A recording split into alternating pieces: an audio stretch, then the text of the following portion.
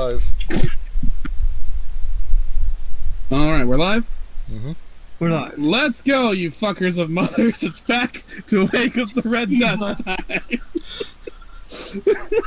Of all the ways! Well, it last is Easter, time- and it is a very fertile holiday. Yeah, Mary Magdalene, what's up? Oh my god!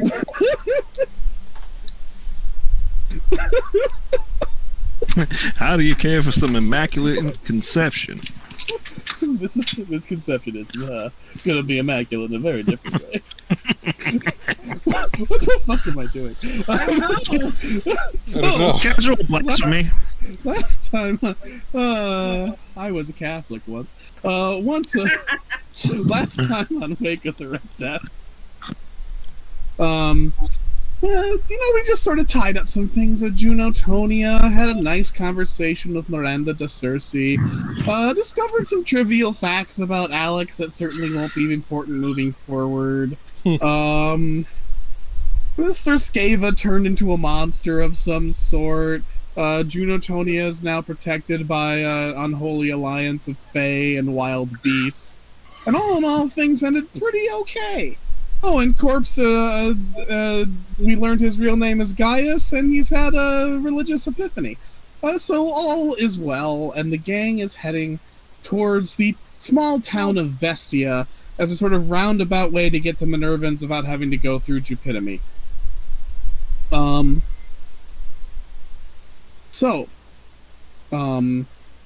find yourselves traveling on the road, and eventually arrive in the small town of Vestia, dedicated to the goddess of the hearth, and the home, Vestia herself. Or Hestia. Is it Vestus? Is that the Roman equivalent of Hestia? Yes, Vestal Virgins. So Vestus and Hestia, when I combine them to make Vestia. Okay. The brain's beginning to work. So the town of the goddess of the hearth. Probably like the least storied of the Olympians, which is interesting. But she does have a very good anime, I hear. Anyways, you arrive in this small town. Despite having that sort of eerie, half-empty quality of every town you visit in this post-plague time period, Vestia seems fairly calm and normal, considering. There are people on the sparsely populated streets, there is food, and while everyone has a slightly meek, scared, look about them, you don't get a sense of immediate foreboding and grief like you have in other places. Good. TT, would the mayor have given us a letter to give to the leadership of this town for proposal of alliance? There'd be a joint proposal from the people, from the mayor and from Puck, sort of forming an alliance of sorts. A free cities alliance, if we'll call it. In Vestia, there are 4 shops you can visit: the food stand, a magic shop, a smithy, and a clothes shop. And then there's just general people you can talk to or not.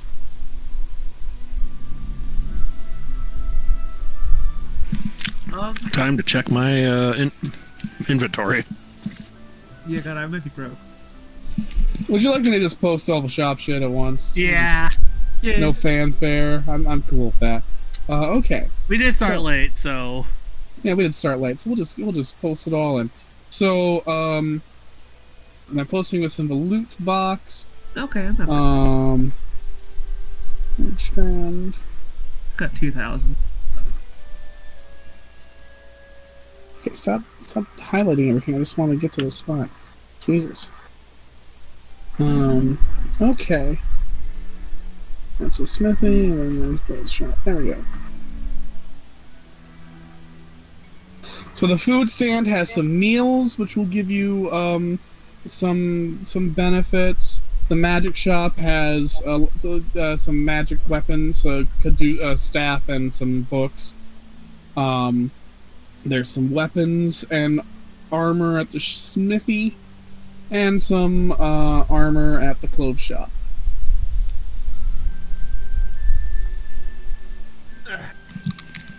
I believe the how do you say that? Cadus? Caduceus? That, Caduceus. I believe I have that. No, I have a worn Caduceus staff. Might have similar or even identical stats. 2. Ooh, that red tunic is neat. Oh, it's like a red mage tunic? Yes. Choleric Grimoire.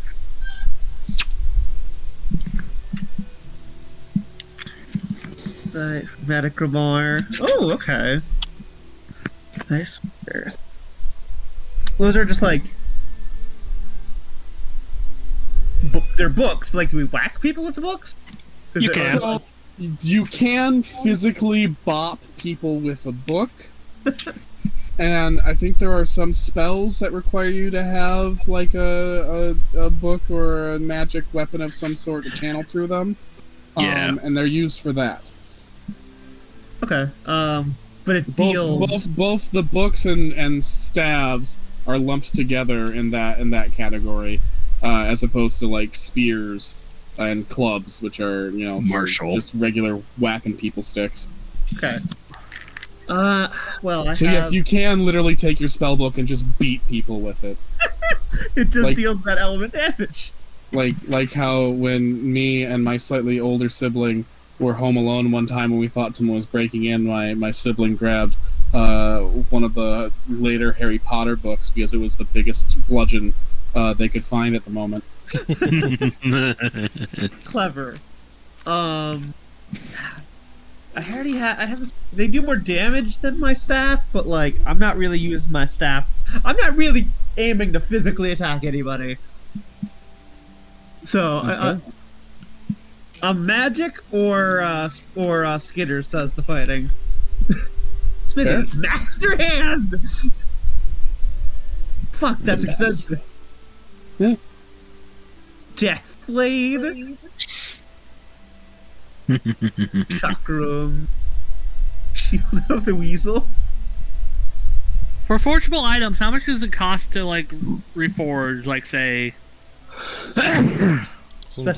it depends on what material you're using.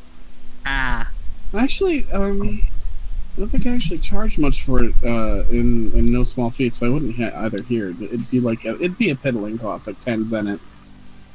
Because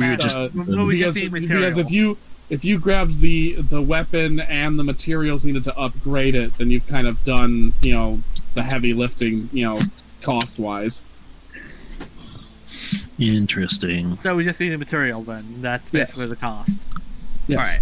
Oh, so if I forge my shield, which gives me dark resistance, will that give me fire resistance on top of that? Yes. And addition to my defense? Yes. You sounded unsure. Yes. No. Yes. That would make sense.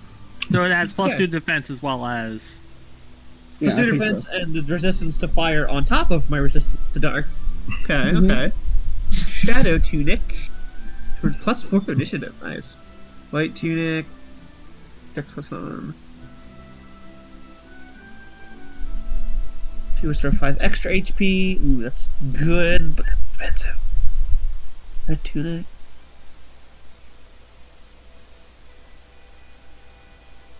Oh, 2,500. Charge so much, says the clothes shopkeeper, but if those taxmen coming around, we need to make what money we can. Taxmen? I thought we got rid of those chumps. I I got rid of them.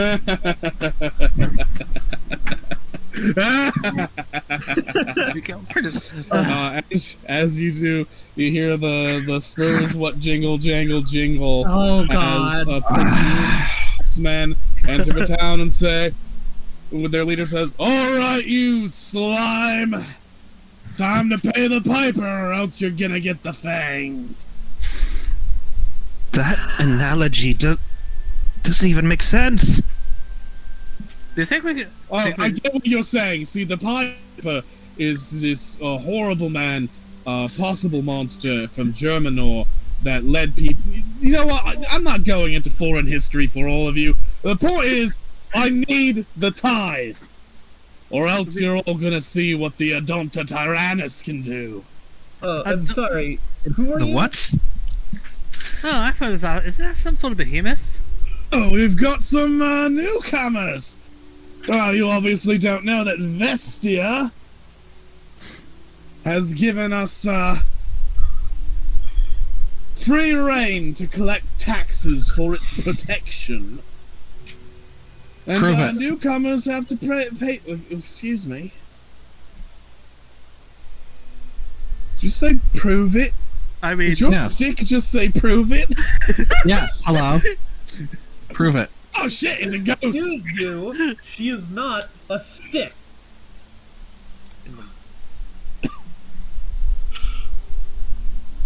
Well- She is a. Cassidy, can you show yourself? This is a little awkward. Yes. I've always wanted to see if I could kill a ghost. God. Oh. Before we start throwing fists at them, they said they have some kind of monster. yeah. Wasn't there a military man. conqueror who ran into an Odonta Tyrannus? I'm really sorry. I gotta see how if Hole can control himself. I mean, TT, with Leica's knowledge, would we be able to take these 5 guys? You guys have seen them, seen the taxmen in action before, and they're thugs, but they're thugs who are good at bullying villagers, not adventurers, you know? So, Okay, you know, can you take the powder gangers? Yeah, probably. Yeah, but they just mentioned they have a death claw. That's true, but he just to kill Cassidy. I understand the character's concern. It's like, but what's the? It's like, but she's also Which is already a- dead. Which is a lot like threatening to fuse you with. Okay, yeah, but Janice is not the most rational person. Meanwhile, Leica's over here, like, well, wait a minute. All right, I'm gonna roll. Did we a see D4. the most militia kill a whole battalion of these guys? Oh, you absolutely did. I'm rolling a D4. See what happens. Granted, you also saw 15 Mars militiamen take on 90 knights in armor, and managed to take out most of them. So Okay. Left only 15 left. I rolled a D4 and got a 1. The 1 and 2 was gonna be rash, and the 3 and 4 were gonna be calm. Oh, well, When he says that, I would fucking kill a ghost. I'm just gonna make that water whip and just lash him across the face. Not enough to hurt him, but leave a mark. Well, let's go start hostilities. Yeah, I'm sorry. Alright. You will. he watch. feels the lash, rubs his cheek, and smiles and says, "Oh, I love it when I get to remind people why they should bow." Roll initiative. I'm sorry. I'm not. I wonder if Leica's gonna roll good. Janice was already worried about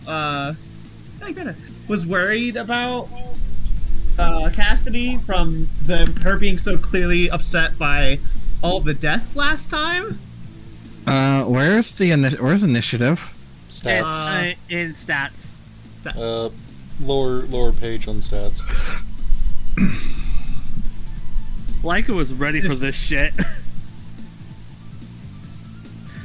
was not. Are we gonna go ahead and declare Laika the group leader for this one? Oh, probably, Yeah. yeah.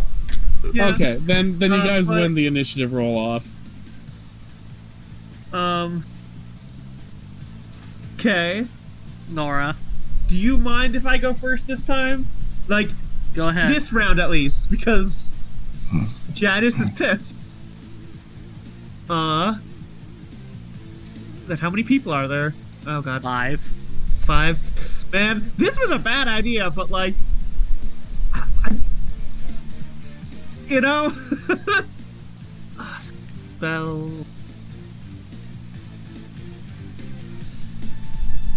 Okay. Oh yeah, new spell, new spell. Oh, you put yourself down, Lydia.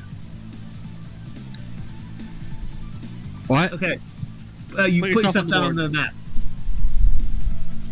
The main guy, Mhm. I'm casting Geyser.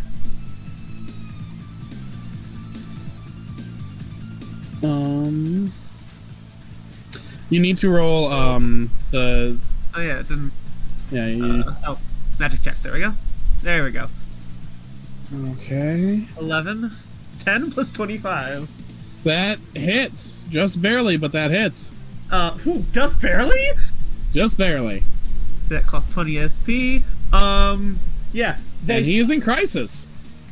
She smashed Dino her crisis. staff into the ground, and just geyser of water erupts from beneath him.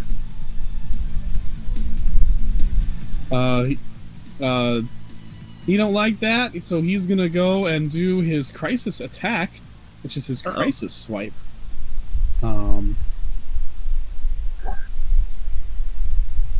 Oh wow. Does 10 hit anyone's defense? Let No. me check. Where is my defense now? Oh god. Okay. Oh, my defense is 9. My defense is 7. Okay. 9 as well. Well, he Where's only hit defen- 3 of you. He only hit Where's 3 of defen- you, and he would Where's do the... defense? Under stats, scroll down to below your It's under initiative. hit points. If you have hit points Oh. and 9 points, yeah. Okay, mine is 8. Yep. Well, he only hits Alex and Janice. TT, I'm going Yeah? to use counterattack because if an enemy hits or misses me with a melee attack, if the result there. Cool. Can I finish the attack though? Right, yeah. Okay. So he's going to do 14 damage to Alex and to Janice. Alright. Now you can do the counterattack. Yeah, if the result is an even number, which is a 10, I can make a free attack against. And so I get to use my high roll when calculate damage. So let me where's equipment?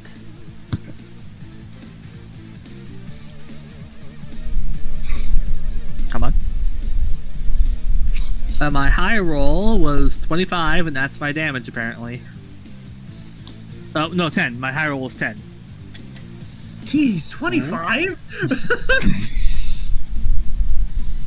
K-Put points Okay. into boosting his to hit. And you're hitting the leader. Yeah, because he, so when he did his swipe, Laika just swoops in and just does a stab. Alright. And that was a free attack, so I could Nice. go again if I wanted to. Excellent. Can I get a hit in? Go ahead, Lydia. Okay. Okay, where's the attack roll? It's For a under spell? weapons. It's under weapons with spells. Is it under... Is it... Okay, for a spell, is that a magic check? Yes. Magic check 10. Does that hit TT? It's On magic defense. his magic defense. Yeah, that does hit. 9 His plus magic 15. defense sucks ass. Okay, that's HR plus 15. Alright. Which was a Ironically, he is killed by a ghost. Yeah. Do you kill him or? Cassidy just slashes across his chest with... He starts to fade from existence. Oh my god! the other taxmen see that, look to each other, and why isn't it letting me touch them? Let me touch these men. What, Different why layer. aren't you? You're not still in the GM layer. What's going on here? Am I not doing it? You might have to refresh. Jesus Christ! All right. Well, the four henchmen see their boss go down and book it back to their hideout with one shouting, "We'll be back!" I wouldn't. So not letting me. What the hell? Why are you not letting me touch? Let me touch my men.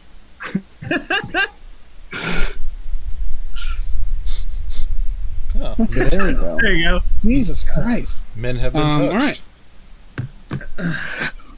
Okay, so the taxmen leave.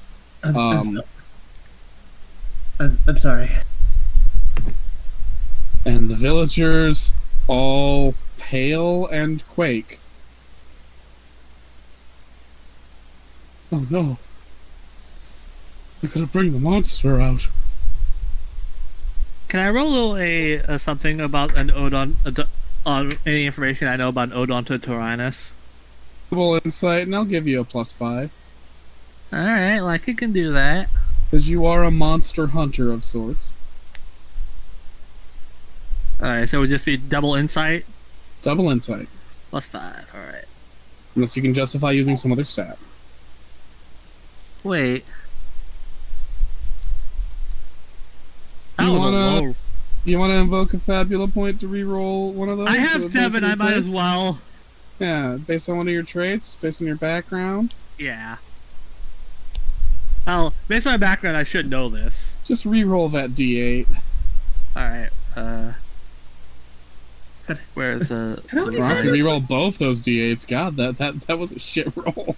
Yeah. What are our fabula points at right now? Depends on how many you've used. I've used none. Okay. Yeah, okay, that's much better. So Odontotyrannus, native to Mediterra. They are massive hill or mountain-sized creatures with dark black skin, and huge cavernous mouths, who are known or infamous for being able to eat entire armies at once. Oh, that's They are believed to be part of the Behemoth / Catoblepas family. But if so, they are as close to being purely carnivorous as that family gets. You know, Behemoths and Catoblepasses are, by dint of their massive size, omnivores by nature, whereas the Odontotyrannus probably is still omnivorous, but heavily favors meat in its diet. so. How, if it's a mountain, size of a mountain, how do these shucklefucks have one? That is a good question. Oh, okay. And the- what I was afraid of. The farmer at the food stand shakes his fucking rake that he has for some reason, and he's like, "Oh, I was one of the ones they brought to witness the beast back when they made the deal and we refused. Back when the mayor said no, he made me watch as they fed the others to it. Jeez. Sent me back with the message, it'll kill us all! We gotta run!" And he starts hastily packing up all his food. No. We're going to help you. You? It's the size of a hill! It'll kill us all, I see. And I'm a wizard. And I'm a professional monster hunter, but I deal with these things. I just think this could have been avoided if he had just proven it like I'd asked.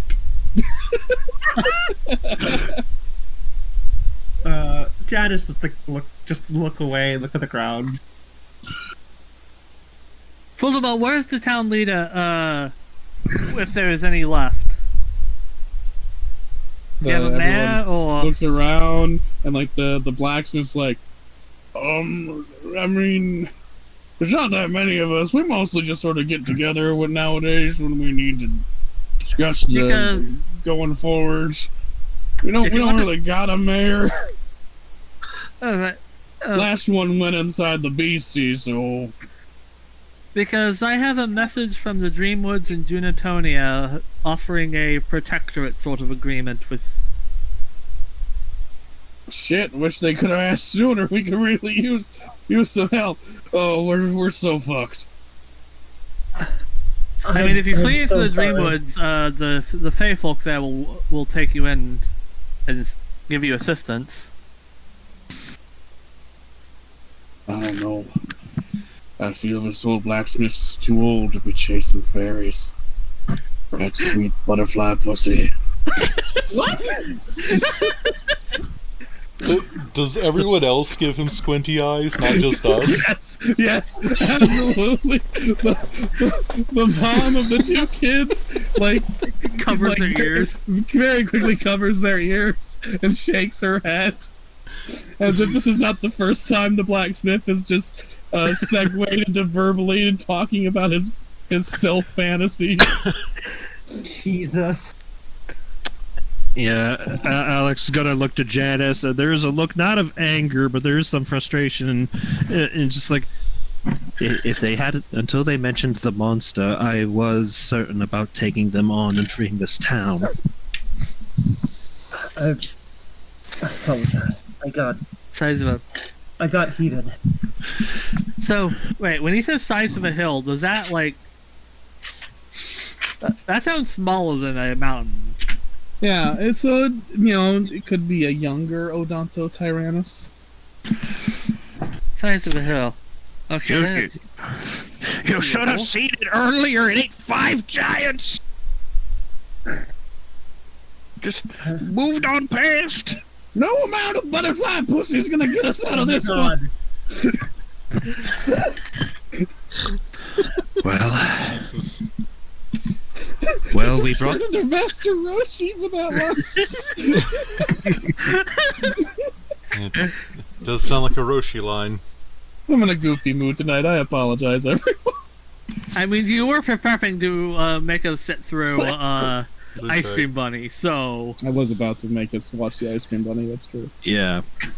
Well, we brought this upon them. It's only fair that we save them from it.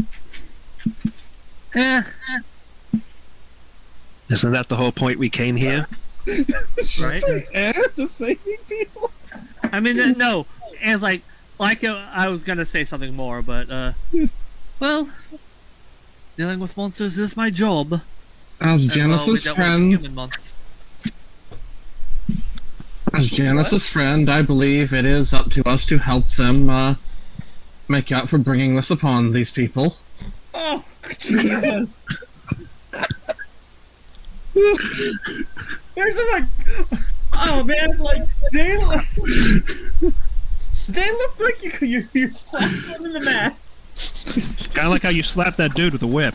Yes. Precisely. Precisely like that. Under the butts you go. Well, unlike him, you're not into it. No. Perhaps later when they give it some thought. Spent a fabulous point for the fucking roll, so Well, mark XP, everybody. yeah. So we should be at 4. Mm-hmm. So if we get one more and we get 5, we level up again. Yep. You get a prize. So with that, Janice is gonna glance the direction they went and start walking that way. All right. Unless you can justify it by some other way, I'm gonna say this is an insight dexterity check to track the taxman's movements. Hold on. Dexterity to search around and make sure that you're following the right trail. Insight to analyze what you're seeing. All right. Allow me. Well, she doesn't wait. She doesn't wait for you. She turns and goes. Janice is getting kind of reckless. It's Mhm. almost like half of her was a reckless sorcerer. Mm-hmm. Dex Insight, said? Mm-hmm. Dex Insight, alright. Roll. 11. Yeah. That's pretty good. Yeah, I'm surprised. Because my Yeah. Dex is not good. You But my found the Insight trail. is. Leica, you want to roll one as well? Leica's not going to be tracking Taxman. She's going to be looking for signs of the beast. Okay. Like signs, like where does it come from, where does it go, But I'm- how like big it I'm is. gonna give you that. As you're tracking with Taxman, you don't actually see signs of this thing having been running out and about loose. But as you go further into the wilderness, and the trees peter out into rocky crags and dusty, dirty ground, you do realize this is like a prime place for a behemoth to lurk. So it's not impossible that a behemoth is there. If everyone could please put their tokens to the right-hand side. Okay. Oh, we're still on the old map. Oh, sorry. You try that? Oh, The right God, hand. What the fuck? Oh, this is that base. So, you come across a jagged, somewhat haphazardly put together wall of roughly carved stone that connects to a much larger mountain and cave system. And this is clearly where the taxman's hideout is. Now the question is, how do you wanna approach this? My Is gang? there any other ways in besides the main entrance that I can see? No easy ways. Like, you have this wall all around that would require scaling, and there's very few ways to do that wouldn't make a racket and be noticed by people inside. And also, you'd be appearing over the wall, so that would also be very hard to hide you.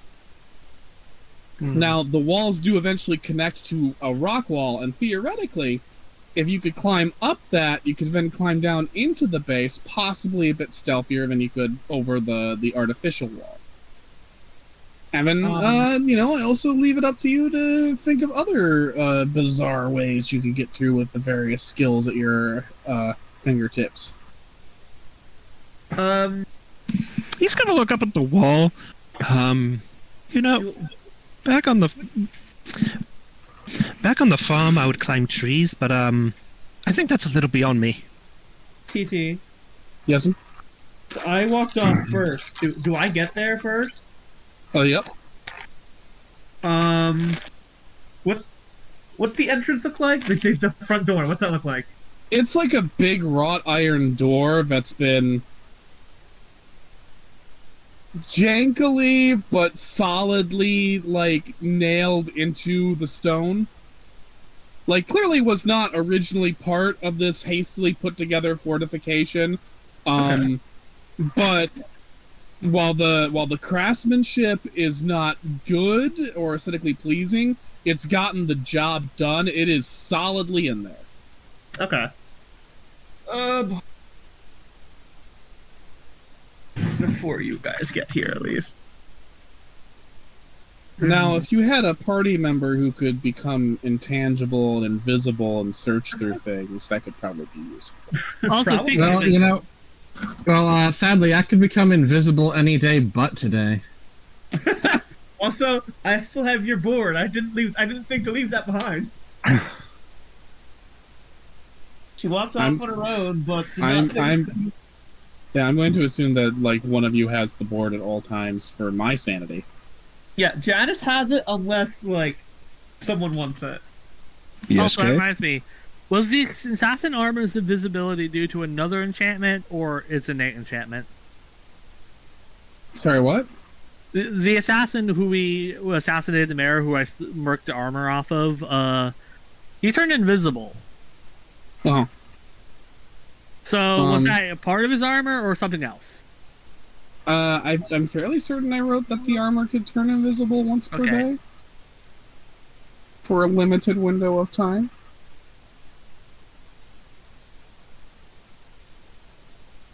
All right, writing that down.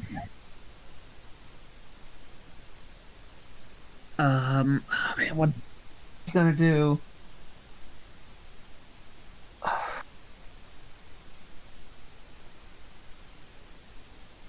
Oh man, Janice, are you gonna be really stupid? How stupid are you? Go ahead, kill us all. Fuck! God Do damn it! I'm ready to die.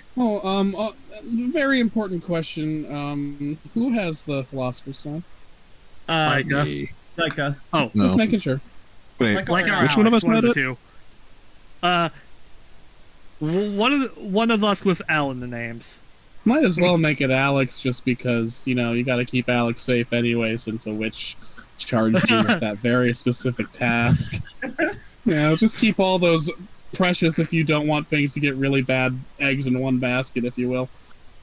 Which Janice? means you only need to kidnap me. Oh boy. And I imagine Alec is staying next to the tanks. Yes, please. You have tanks in this party?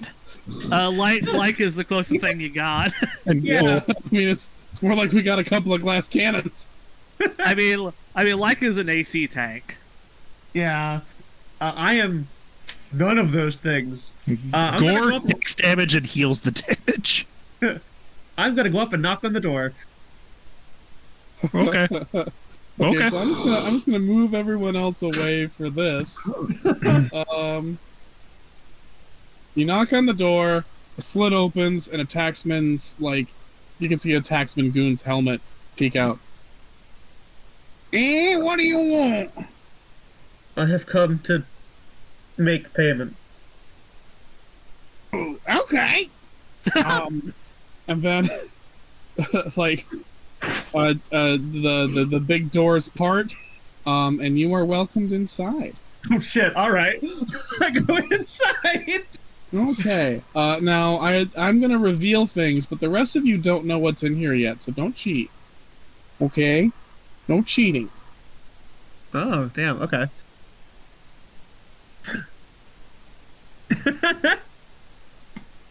Who do I deliver to?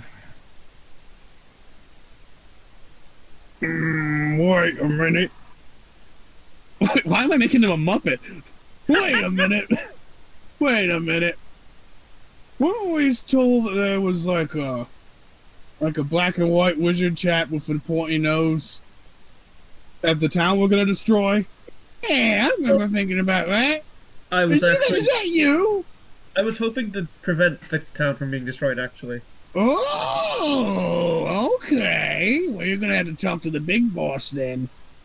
Please. You know thank about a gold pile. gold pile? Oh my Yep. god! It is the gold pile. Yeah, you are taken. You see, over here is where various people's possessions have been broken, and left for garbage after everything valuable has been ransacked. Here's where the boys have a campfire to tell songs and where they all sleep.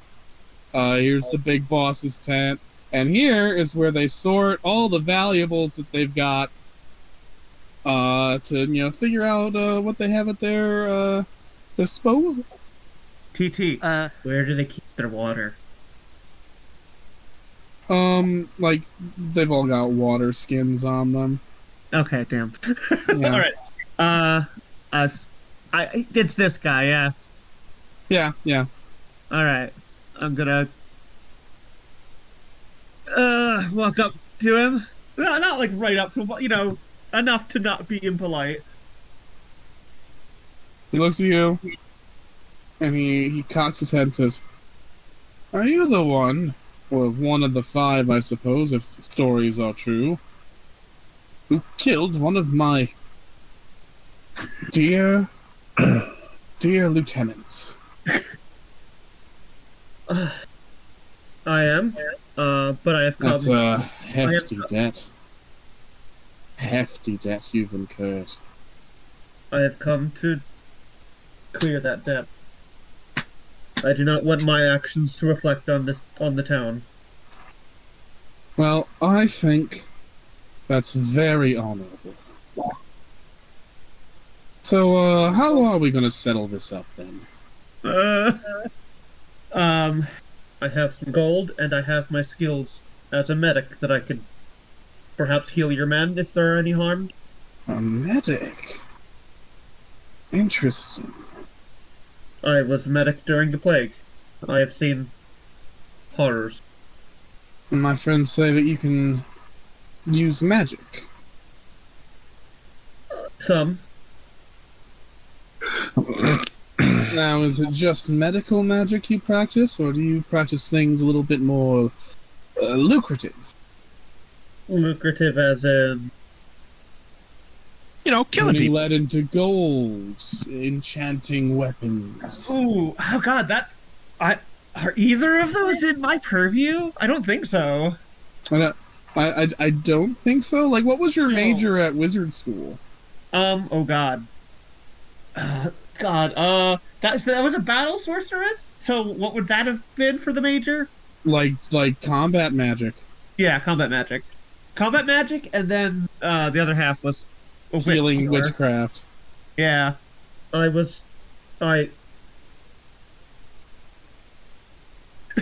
had that internal struggle of like, oh god, what do I say? Which of me is appropriate right now? I am a medic, but I also practiced combat magic. Well, medic skills could be useful if we encounter more people who don't know the proper price to pay. Combat magic is interesting. Interesting. How do you feel about being an enforcer? I am a healer. I would prefer not to be. He looks at some of his men with like a real shitty grin, and they all share it. And he's like, "Oh, of course, a pacifist. We respect that. I'm not In these trying times." I'm not a pacifist. I prefer not to face undue bloodshed. Yeah, yeah, you proved that when you killed my lieutenant, didn't you? Well, Your lieutenant threatened to kill one of my friends. Yeah. Just part of the job. Well, that's very interesting. How much Zenit did you say you had? 1,000. 1,000. And by Zenit I mean gold pieces, and by that I mean whatever the giant clumsy name I gave, Imperial Denari or something or other. Yeah, it's a lot. It's like it's a 3-part name. It'll appear in Wizard School Mysteries Book 3, so look out for that, fans. And then I'll probably have to check that same chapter 50 times whenever I need to reference it. Also, I hear you have a creature here. Oh, his eyes briefly flick towards the cave. Don't worry about that. It's a sweet little thing. I've had experience healing non-humans as well. And he puts a hand on your shoulder and says, "Oh, don't worry about that." So 1,000 gold pieces. That's a nice drop in the bucket in terms of the price you've owed. But the thing is, this is a bit of a blow to our reputation. We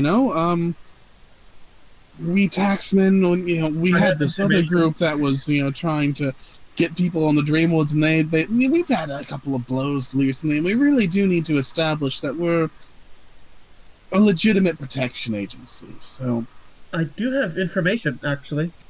Oh, do tell. I met some of your taxmen near the Dreamwoods, and I saw who killed them. Really? It was the Mars Militia. Okay, and as our little stinger moment, what's the rest of the gang doing? Alright, Leica's idea was try to sneak in and poison one of their things, so the door is... The door is... That still? door itself is pretty impenetrable. The door got closed after Janice was welcomed in. I think I'm in there because bored. Yeah, you Also, brought you're the a board. ghost. You're literally able to turn transparent and like turn. You're able to kitty pride through this. Yeah. What is the ghost doing this entire time? Listening to Janice. Oh. Maybe drifting about invisibly.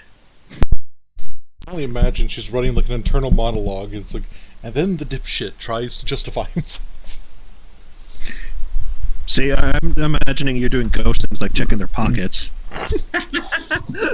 Maybe mugging behind Phasing. him. Phasing through a guy just to make his skin crawl. Yeah, rest of you guys. Oh, as you talk, the dude's shadow behind him just begins making jerking off motions. Okay, let me just do a thing Another- here. Anonym, when did you get here? All right, the goons don't notice. Oh god, do I notice? You do. When did, Oh fuck. It's a good thing that they're wearing a mask. when did Leica's dad familiar get here?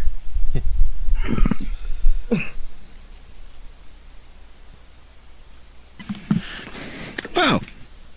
What are you doing, Leica? Pranks. Alright. Oh wait, no, that's Cassie's doing pranks. Okay.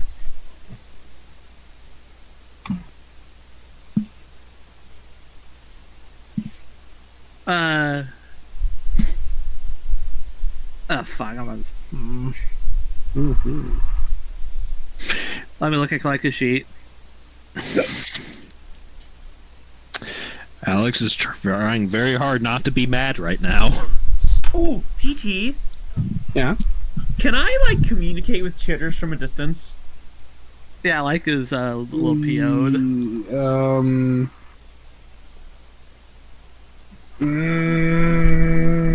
I don't know how that would work, like from like. I lore don't think class so. No. thing. Okay. Not with the special. No, I can't justify that with your backstory. And definitely can't justify it with the basic skills of a Myrmekalian. Okay. You abandoned your pet. No, my pet's with you. Yeah, you charged and stomped on ahead without your pet. I don't want to bring my pet directly into this place because they might just stab it. You said there's a way around through the rocks that I can over here that I can crawl Yeah, up so over. like you can scale the walls, which is risky. And if you can climb the sheer mountain, like if you can do some mountain climbing, you could scale down the rocks and theoretically have an easier time stealthing down into the base. Would the assassin armor have anything to help me scale stuff, given that it's an assassin? I'm willing to give you a +4 bonus, let's say, to a climb check, Like which is either straight might or might plus dex, I think. hooks on the gauntlets or something. Yeah. Yeah. I also have Explorer's Belt, which could have some useful gear. I think the Explorer's Belt is just the initiative bonus, isn't it? Yeah, but it's... I figured I'm not giving you extra abilities for it just because of a name. Right. We got some limits here.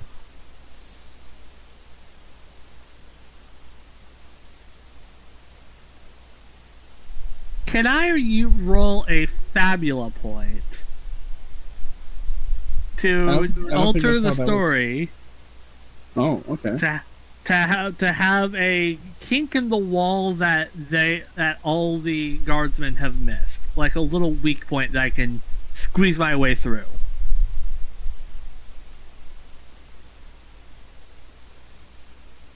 Okay, let me read that section on Fabula points. 'Cause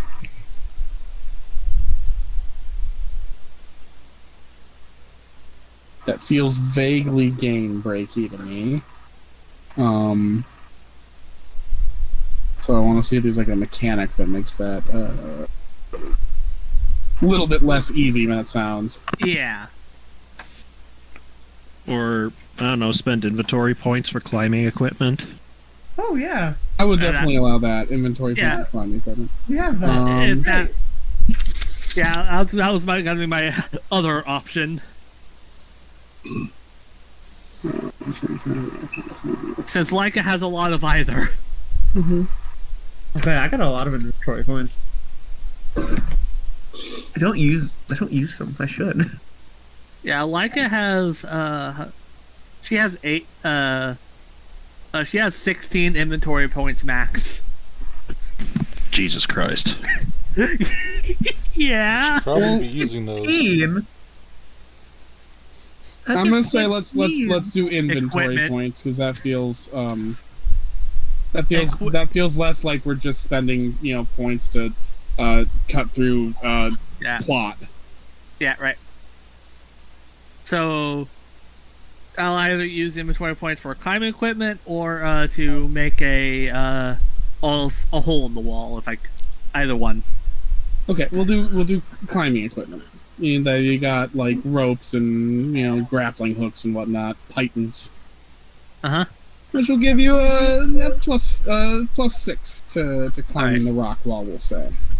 And would that be a straight dex roll? You could justify it as straight dex, or straight might, or a mix of the two. Alright.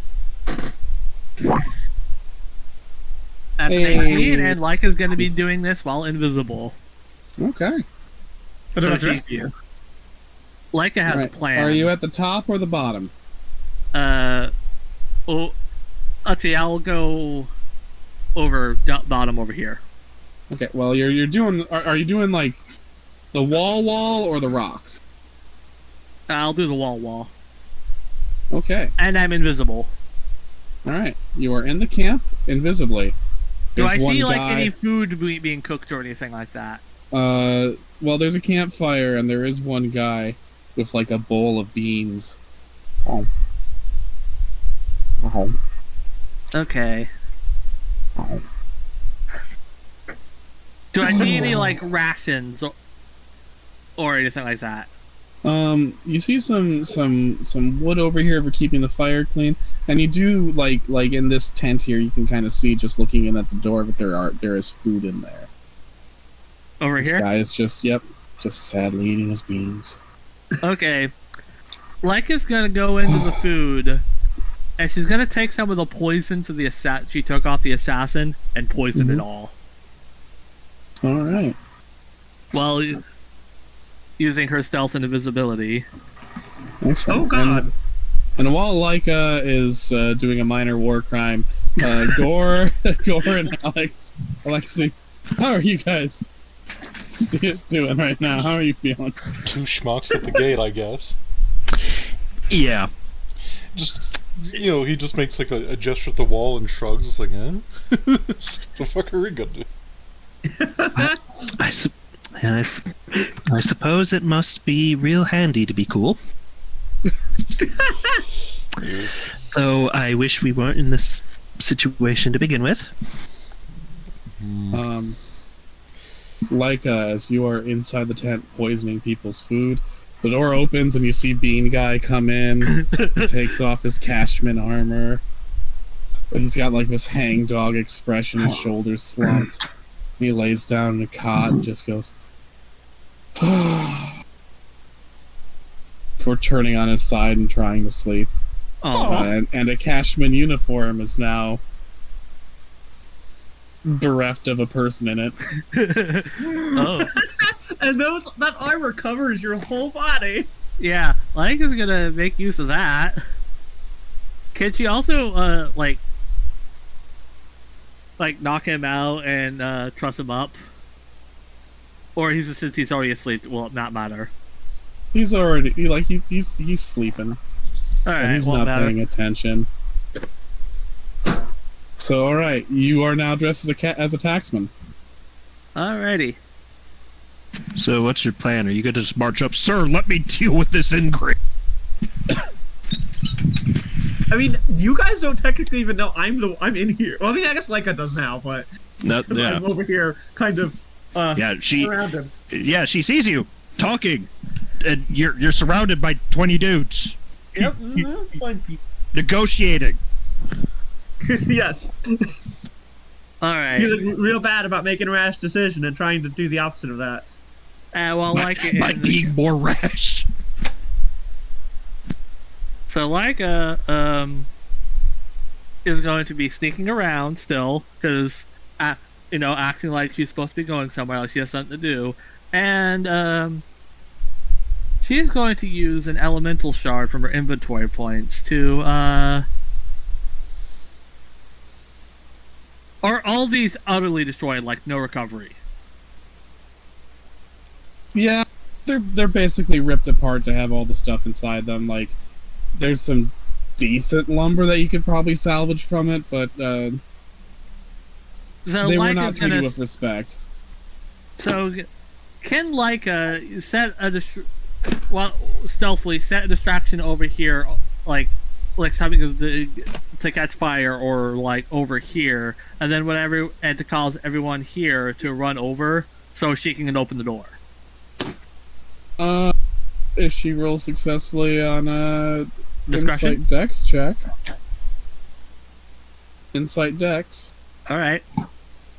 Would I have any bonus from the armor? No. From the fact I'm just as attack spell. I mean, not to stealthily throwing a grenade, no. All right. So no modifiers? No modifiers. Difficulty 10. I'll roll. That was a. Want to reroll that one? You want to reroll that one? I'm re-rolling that one. Yeah. Spend a fabulous point. Yeah, that we get another EXP. Yeah, that's a. Hey! Hey, you there you go. You Also- cause a fire. At which point, several taxmen rush to it, and start putting it out. This guy's he's in bean hell. So the door is currently, Like unlocks the door. I mean, they aren't dressed as taxmen. Oh, I guess this means they could burst in if they need to. Yep. Do we hear the Okay, door unlock? yeah. Okay. So like it comes in, like opens up like the taxman like little like I have a plan. I have a plan, Okay, but I need to something pretend you're. flames? But I have a plan, but I need to pretend you two are my prisoners. Dear Lord, what is that? Cherry I am so plant. confused, like what the plan is. Is there even a plan? I'm trying to improving on the fly because Janison is currently surrounded by a bunch of dudes, and I figure if we're all here, we can at least do something. How is the boss reacting to something bursting into flames? Like, okay, so this is a fairly big camp, so he doesn't notice because he's in the middle of a conversation. Do I? Roll a double insight check. Okay, yeah, I'm good at those. Rolls. I'm good at those. I say before I'm going to fail. Before I fail. Fuck. You smell something smoky, but you remember seeing a campfire on your way in. Okay. Ah, damn it. Alex is gonna look to you like it's like, I'm going to trust you because you seem I'm going to trust you, but FYI, if Janice survives this, I might just kill them. Oh my god. Don't. Tell me about it. Excuse you. You're not I am- there. Yeah, I know. I'm teasing. Well, You're how the one about who you- got yourself into this situation. Yeah, and currently I'm doing fine, thanks. Yeah, but Are you? what's your get out strategy? You're back at, so you told him that the Mars militia killed his dudes. Yes. Right. He looks at you and says, yeah. They're getting to be a problem. Well, that's alright. We get enough golden weapons and get get our pal in the cave here and show them what real power looks like. I happen to know where a good gathering of them are. Really? Do tell. Yes. Well, that depends. How will this affect my debt? See, here's the thing. I don't feel like you're telling us about the Mars Militia out of the goodness of your heart and care for us. I feel like you're telling us about the Mars Militia because they're a threat to you as well, and you need them out of your hair, in which case, that sounds like you owe us for protection. No, actually, I can get by them fine, but they're an enemy of yours. They killed your men. Ah, is that so? Are you and the Mars Militia on good terms? Not really. You gonna stay on nice good terms when we tell them that you tried to sell them out? Fuck me. He smiles and says, "Protection seems like a pretty good thing to have."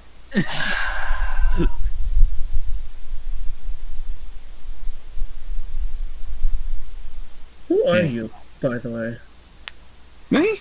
Just a tax collector. It's been a very lucrative trade, especially ever since the crown stopped having the power to actually take the taxes I collect. Yeah, me and the boys really haven't had much of a change in occupation since the whole plague started. Just we get to keep a bigger cut now.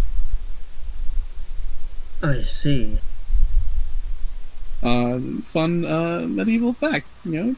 That is essentially what tax collectors were, just a bunch of thugs paid by the government to shake down towns.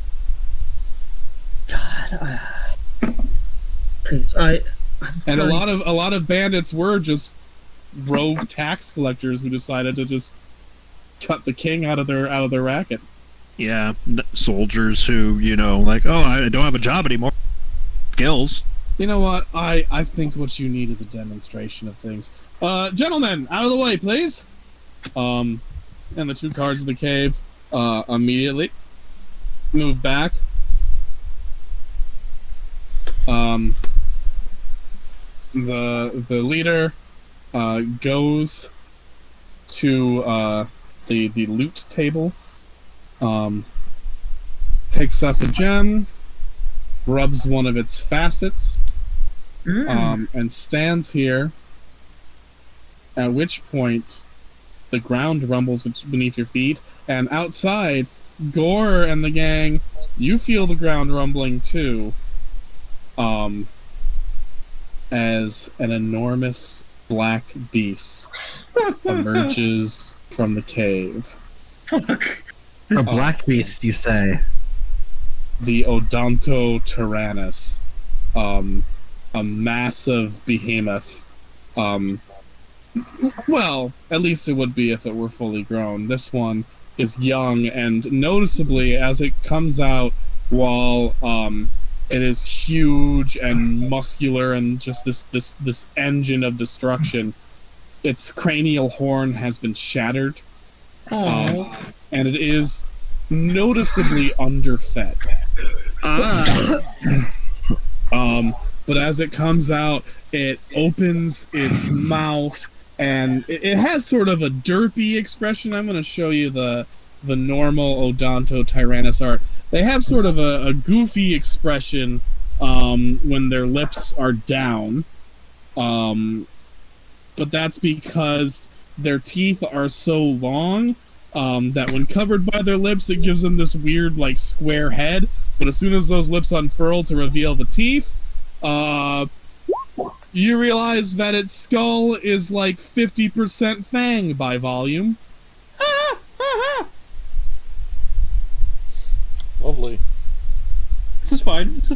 Fine. All right.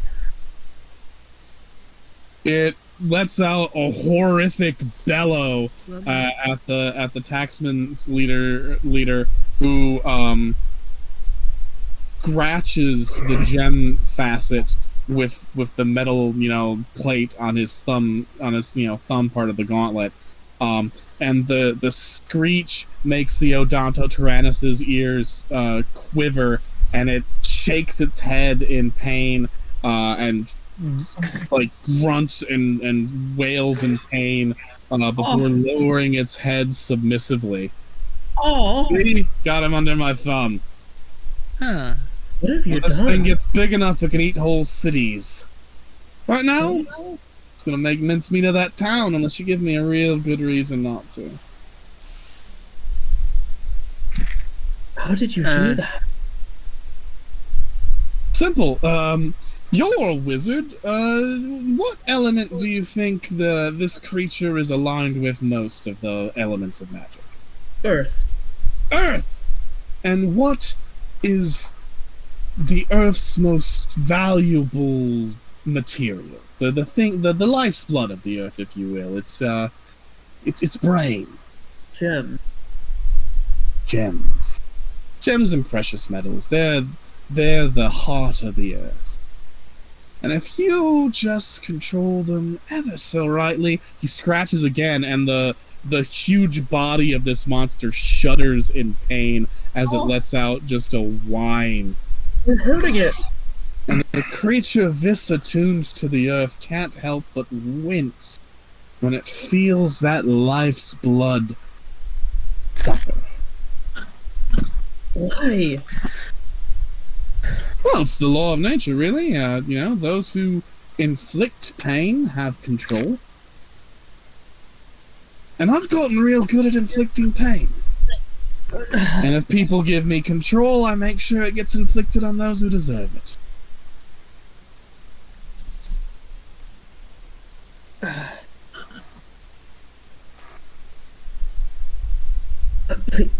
Pork.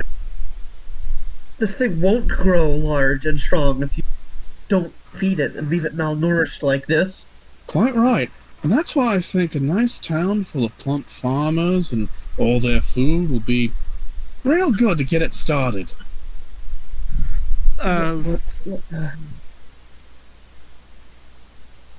Meanwhile,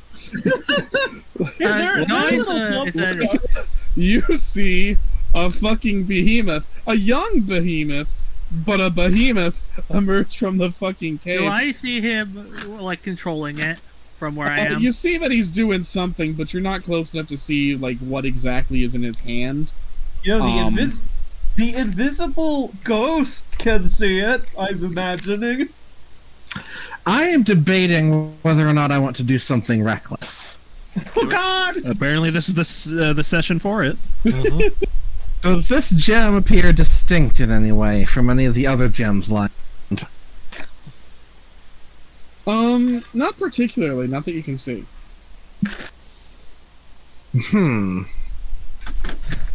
Other than the fact that this one might have a few more scratches.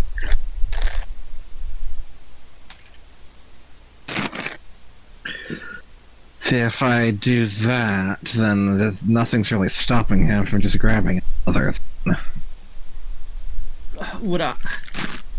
Do I know if that gem has to be, like, special in some way, or would it be any gem? So, What? I'll give you roll a double insight. I'll give you a +2 from some basic wizardry knowledge, but this is not your specialty. Yeah. +2. Oh god, wait. That's did I a roll zero. zero? That's Oh, impossible. You added the plus. You added +2 to the modifier, didn't you? Yes? How the calculation works, it fucks with it. That's just roll 20. Okay, fine. Fuck me! 9! Well, your original roll, if we do the math Was ourselves, 11. Was a 13, I think. Oh, was a 13. So we're gonna go with that. thank you.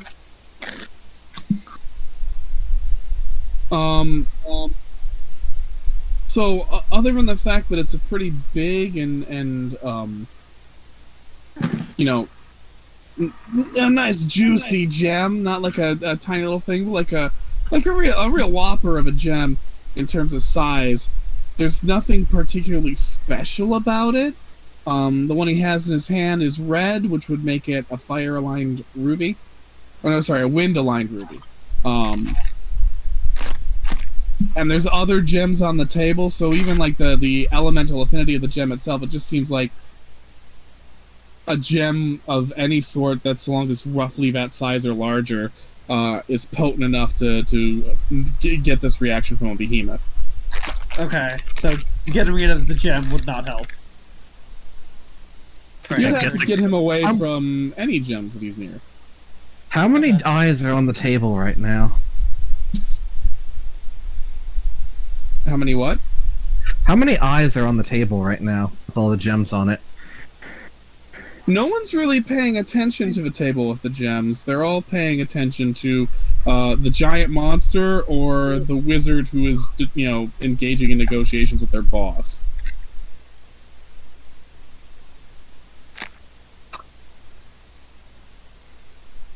Would I be able to poltergeist the gems all into a bag without manifesting? I would say yes, but I am going to have to make you do a check to do it without people noticing, okay? Okay. I'll say it's a difficulty level 10 because you're a fucking ghost, so it shouldn't be too much harder than normal for you.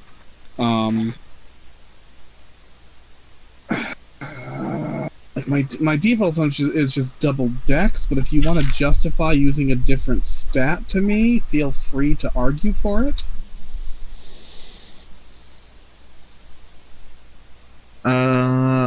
I guess discretion dex. Alright, so double dex it is. And is there a modifier?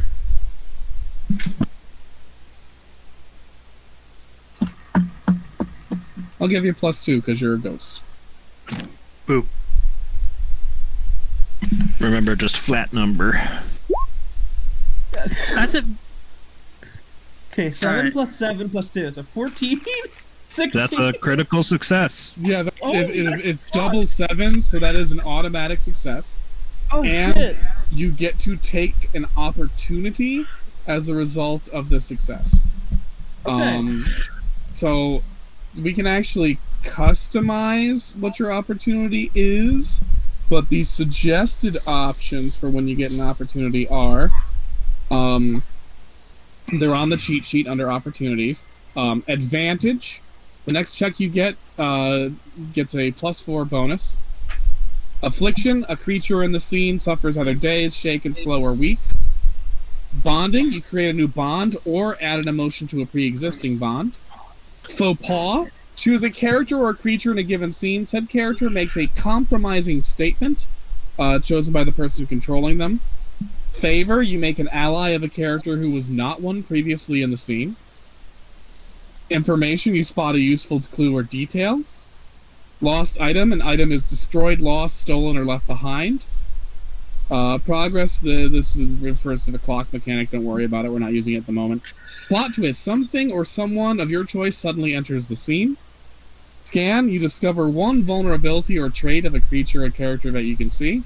And on Mass, you learn the goals and motivations of a creature or character of your choice. Well, my goal is to steal the gem. Item is... So lost Yeah. item then? Yeah. Okay. So not only do you manage to steal all those gems without noticing, but in a particularly guileful display of poltergeist thievery, you even manage to sneakily pry the gem out of his hands without him noticing. And then I replace it with an apple core. I will allow this. You're hurting it. Stop, please.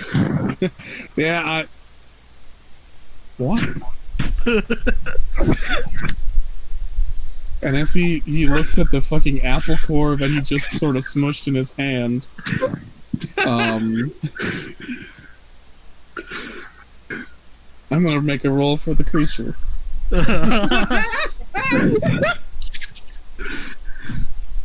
Unfortunately, it's not that bright. Can I aid the creature? Because I saw her. I saw that she was here. The jerking off motion. Could I have seen that display?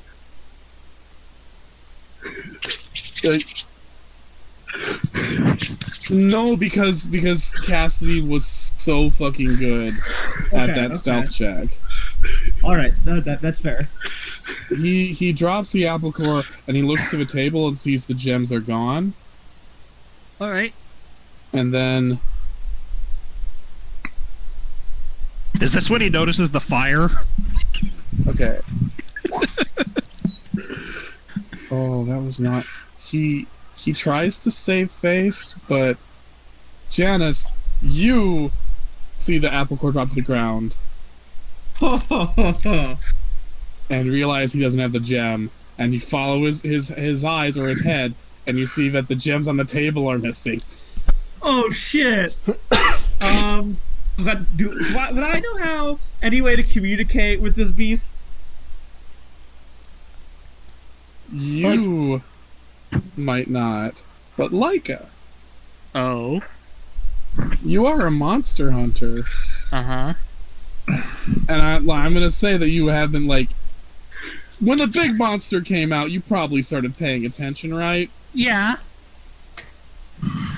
So I'm gonna say you saw, exactly what Jana saw, that the leader of this suddenly lost his control mechanism, whatever that is. Like, you can see the panic in him, as whatever he was holding in his hand is not what is supposed to be there now. So I'm gonna let you put those two and two together All and right. realize So that Lyca's whatever gonna, leash he has on the beast is So- off the chain. so Lyca's gonna run up on another guard. Guys, guys! The boss has lost the control. The monster. It's gonna.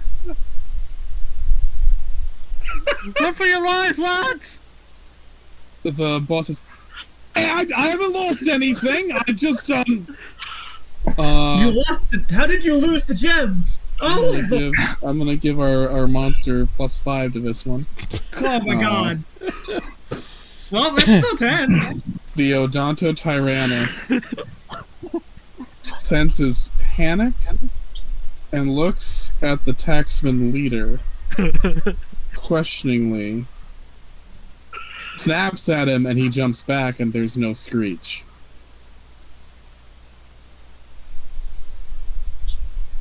And that's when the Odontotyrannus lives up to the legend.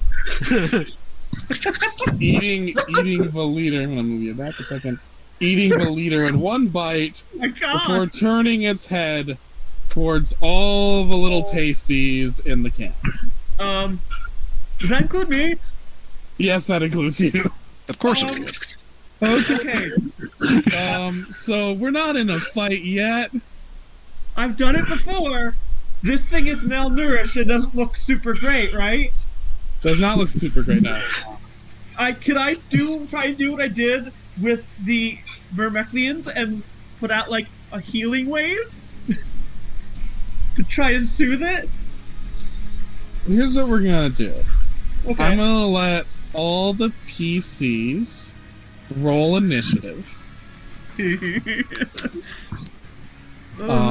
We're not in a fight yet, but I feel like what's gonna happen now is gonna happen real fast, and we're gonna need we're gonna need a turn order of sorts. Because Oh my the God. Odontotyrannus is free now. Fucking Lyca.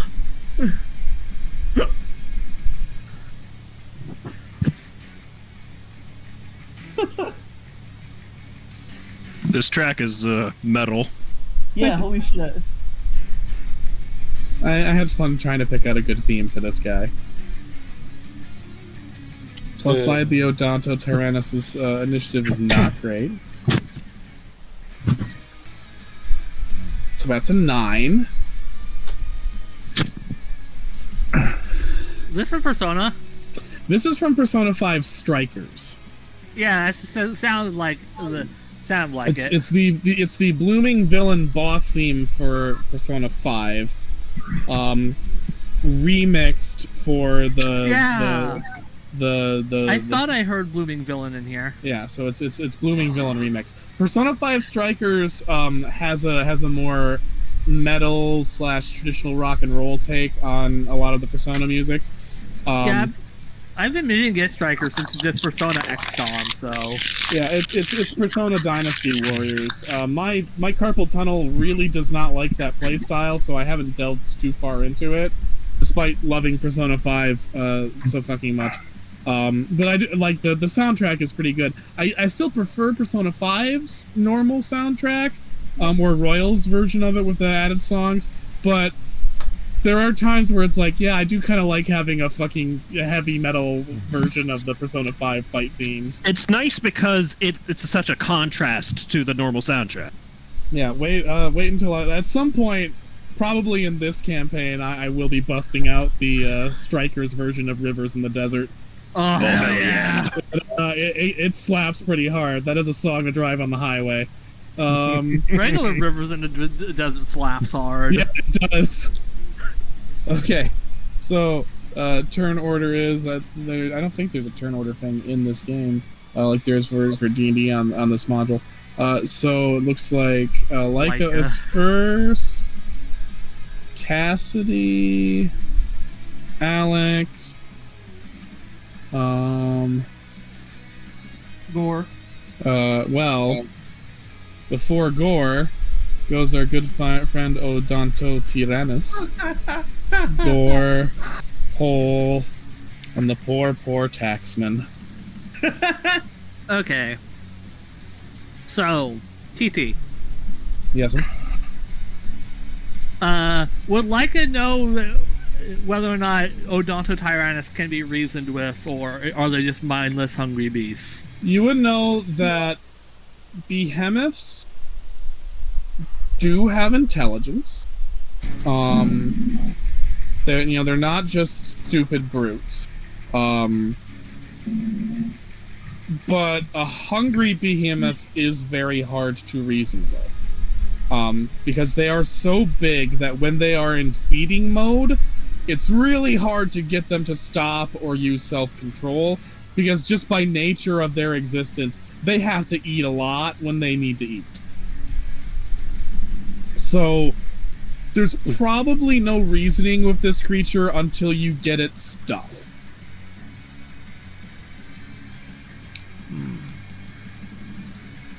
That's great. You just gotta find something for it to nosh on, that's all. Only there were some Would disposable all the assholes. taxmen be enough? If only there were some disposable assholes nearby.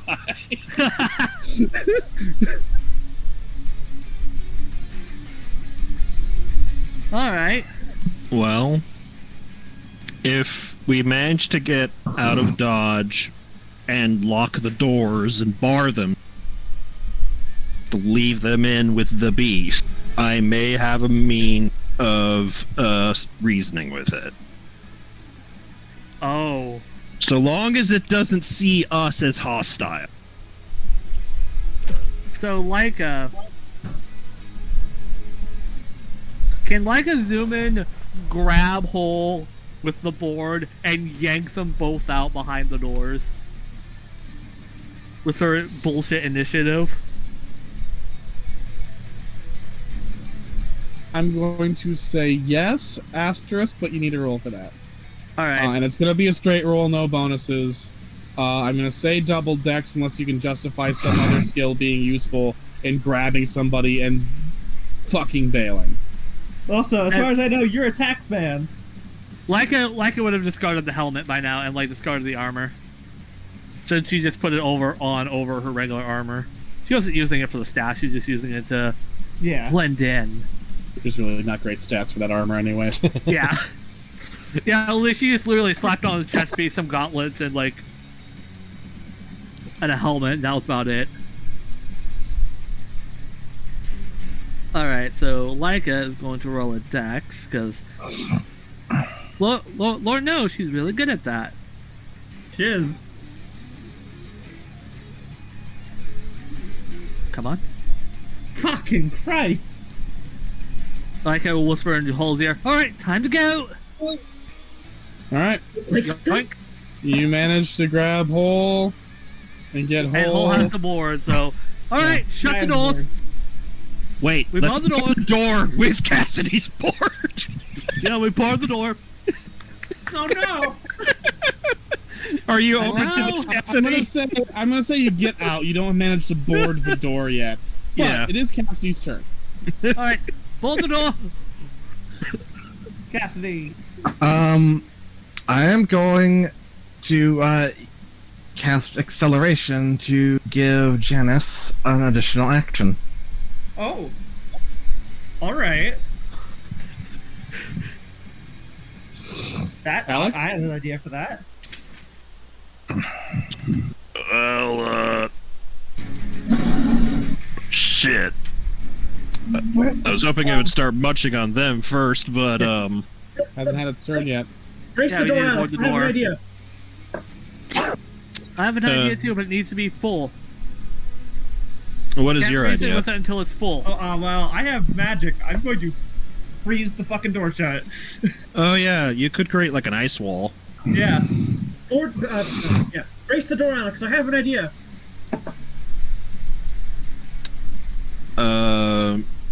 He will do so.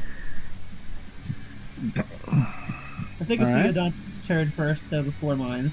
Okay. Or is it Gore? It's Odonto's turn now. Om nom nom. Om nom nom. Oh no, he's eating all the gold! Om nom nom. No, he's eating taxman. He eats 3. Alright. Gore. You are now seeing another glutton. Not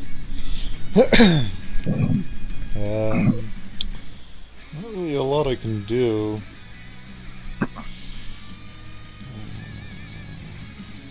You could reinforce the door so that it really doesn't open. Yeah, just go ahead and do that. I'll help Twiggy Boy reinforce the door. Yeah, please help. Alex is not strong. I.e., he's Open going to door. lean against it. Oh god, it really is just like, you know how cats are, they'll just sit in front of a door.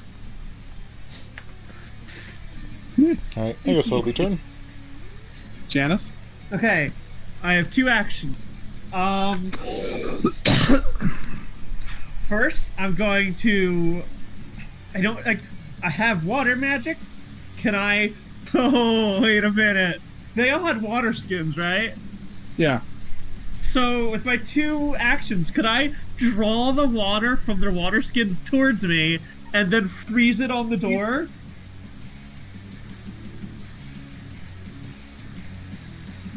Horrifyingly specific. Yes, you can do that. What did you say? Horrifyingly specific. Yes, you can do that. Cool! Is that gonna take MP or anything, or...? No, I'm just gonna let you do it. Because you're not attacking anybody. Yeah, I so imagine you- the little split's still open, so I look inside and just... Now you can see through a nice little ice window. They're all freaking out because some of them just got eaten, and now their water's moving on its own. Okay. It's their turn, and they're gonna start running as fast as they can. Well, some of them are actually gonna hide.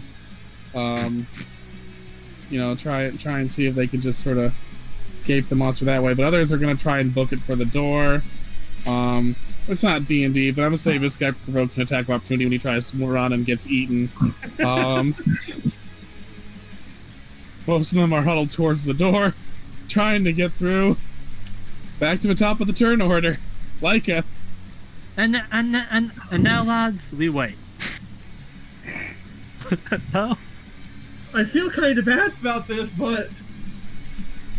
Oh, They were worse than I expected. if this didn't happen, all their food was poisoned, so they would have died anyways. This is How was their a mercy. food poisoned? Because we were trying to help you. I had Cassidy... they weren't looking, and one of the most efficient ways to deal with an entire army of guys is you target their food. As you guys have this discussion, you see the hump of this thing over the top of the door. As you hear people scream as they are messily but swiftly devoured. And then you see the hump start moving.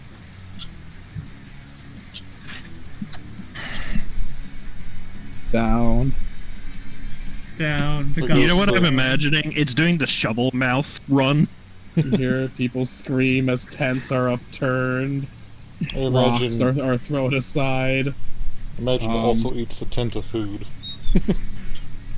It just got food poisoning. Oh, you think it's It fine? smashes things around, and eventually the creature stops its stomping.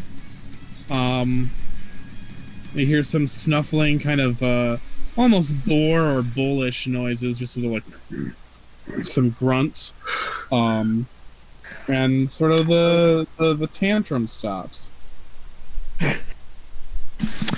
Cool. Yeah, swallow up for now, please. It's neither here nor there, but I got. And Cassidy just deposits the bag of gems. Cassidy, that was incredible. Thank you. I imagine there's like one guy left that's the bean guy because he slept in his tent. Bean guy is inside his tent, Unaware of anything that's happened. woken up by these noises and clutching his blanket very hard. Just sitting there like, oh god, oh no. The nightmare I've had for the last 5 months has come true. Oh, Jesus. Does he? He empties out a fucking chest of food and hides himself in the chest. He's in full like 4-year-old mode. He is not leaving those covers. If he's under the covers, it won't get him. So far it's working, you can't tell him he's wrong. So Janice mentioned they made a little seeing hole through the ice wall, right? Yeah. And we can see the behemoth through it.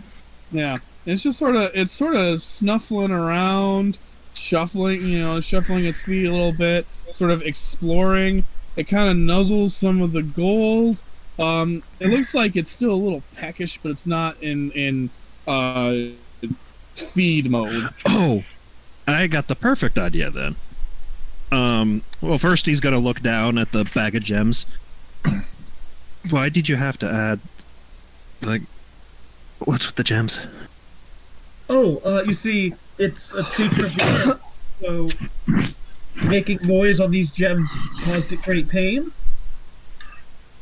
So the leader of the taxman was keeping it in line with pain. He gets a little light bulb in his head. He's gonna pick up one of the gems. I don't know if that's a... No, he's not gonna hurt it. I'll just tell you that. He's gonna pick up one of the gems. It's like, well, this thing is clearly attuned to these, right? Yes? So he's just gonna, like, holding it in his hand, hoping maybe it recognizes some kinship. He's just going to whisper through the people. Its ears perk up, and it turns its massive head towards the door. When Which Lycus, begins lumbering over until you see just that huge man-eating noggin at the door. Its nostrils snort, fogging up the ice a little bit, and then it turns its head to the side so one of its eyes can look at you. Oh my god! when Yeah, Lycus knows I'm- that with Lycus like experience, though, that would work. What would work? Lycus experience and knowledge of this thing. Well, you don't have a lot of experience of people taming behemoths. It's not dissimilar to how people do communicate with Catobla passes, though.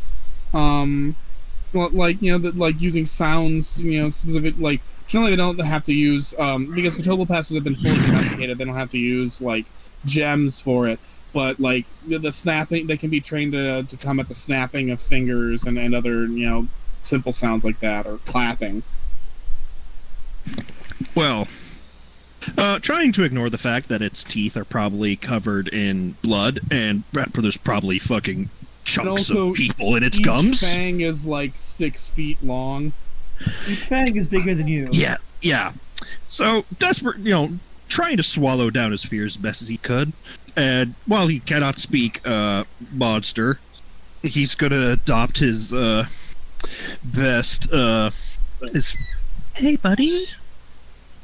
How are you?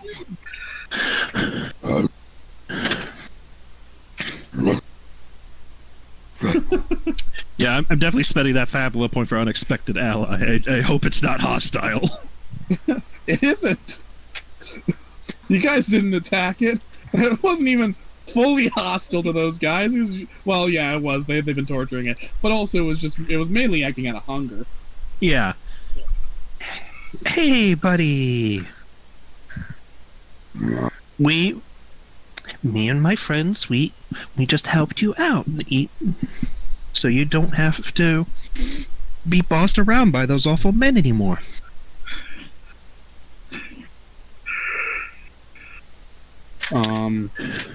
It mutters and shakes its head for a second, and then it nudges the door, and not with enough force to make the door shake and the ice crack a little bit, but not violently.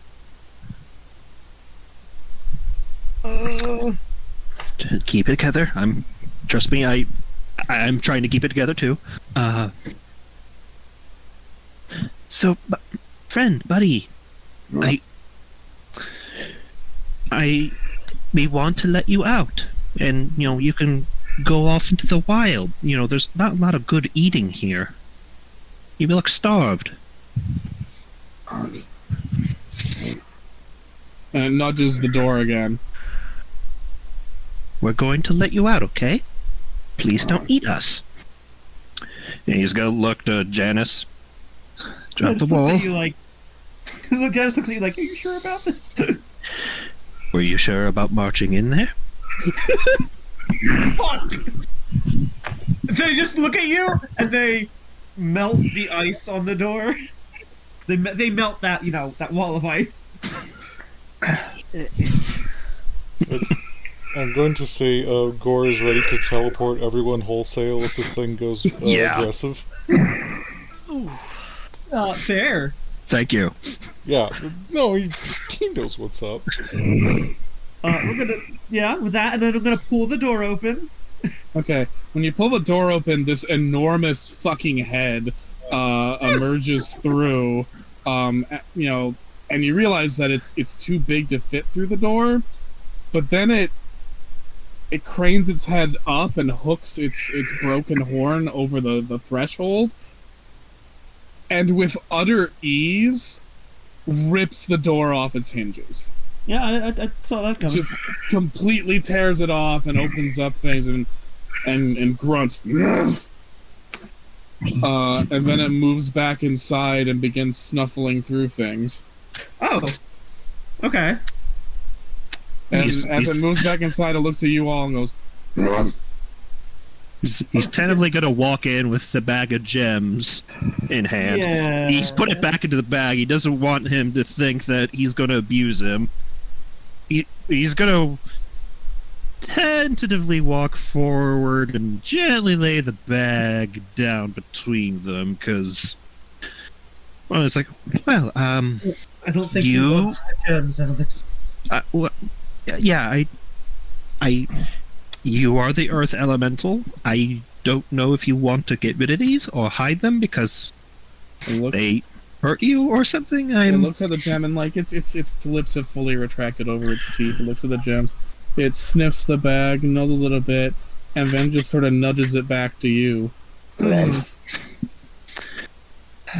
He's gonna look up at its poor horn. It's like, oh, you poor thing. You're hurt. I might be able to help with that. The creature begins eating the wooden boxes. Yeah, well, it is organic material. Yeah, I might be able to help with that horn.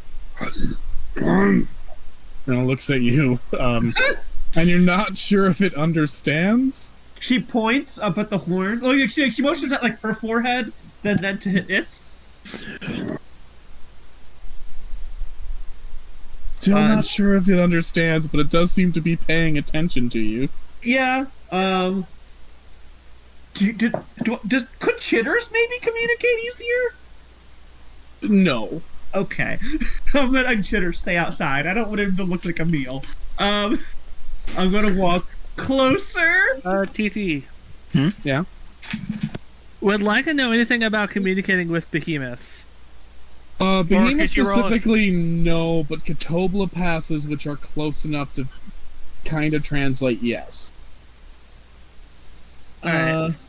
So how would I do that with Catoblibus?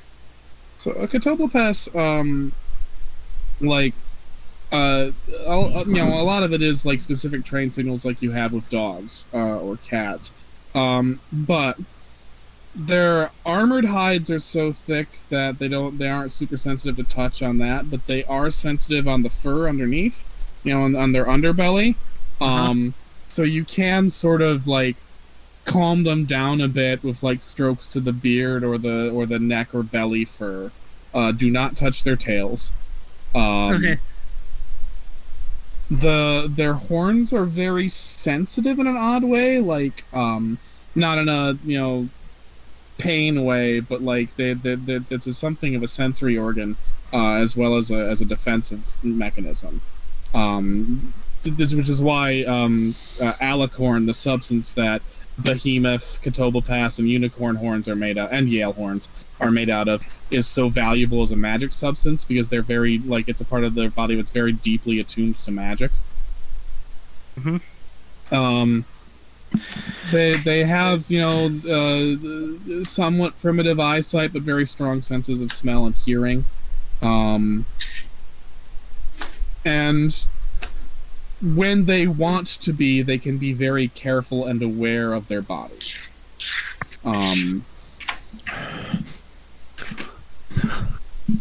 Although that might be because Catoblepasses have been genetically and selectively bred to have really weak necks, and as such have to be kind of aware of their surroundings, lest they be trapped by their heavy heads and absolutely shitty neck muscles. This is a more wild variety, right? This is a full-on behemoth. That neck is fucking short and sturdy. It is not going to have the fuck my head got caught in a ditch and I can't get up problem that a Catoblepass would have. That would be a big ditch. So between my knowledge of this, could I add my own skills? Could I roll a chimerism ritual to figure out something to communicate with it? Maybe using the earth gems? Yeah, what was it? It's like 10 MP for a really, really small ritual magic? Yeah, basically what I did with the ants. Personal local thing. Yeah, so you could spend that and basically find a way to, reliably, replicate its grunts and communicate with it in a very simplistic fashion. You're not going to be able to be go kill Bob, the guy who owes me money, but you are going to be able to be follow, stay, friend. Yeah. That would be, what would I roll for magic? That would be insight, I think, or insight, willpower, or willpower. Yeah, I think so. And Leica, I have the perfect means of helping you by bribing this. Guess what? I still have 11 gumdrop candy from Cyclops' mom. Cyclops gumdrop candy. Still have Godbread too. We do. But we should save that. It's actually really So when I useful. get any modifiers to help with that bribe.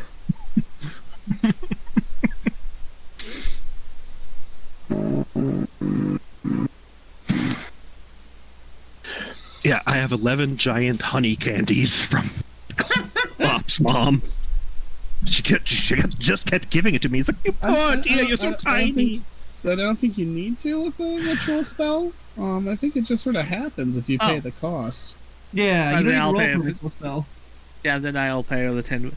I just remembered I crit failed with the ant, so. See, because that was different because you were making a compound.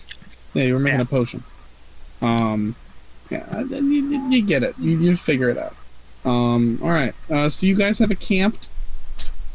Let me get what you find. To be in the loot box. We should probably write off all the food in the one tent. Yeah, no. Luckily, I didn't put that in the loot box, because I assume you guys don't need to be scavenging stuff. Taxman loot. Okay. So. Yeah. So you find a lot of gold, a lot of coins.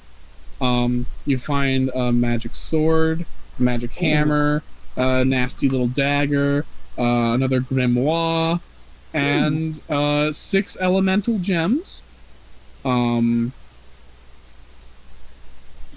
which can be used for crafting. Flesh Eater Sword. Promising. Hercule Hammer. Barbed Dagger.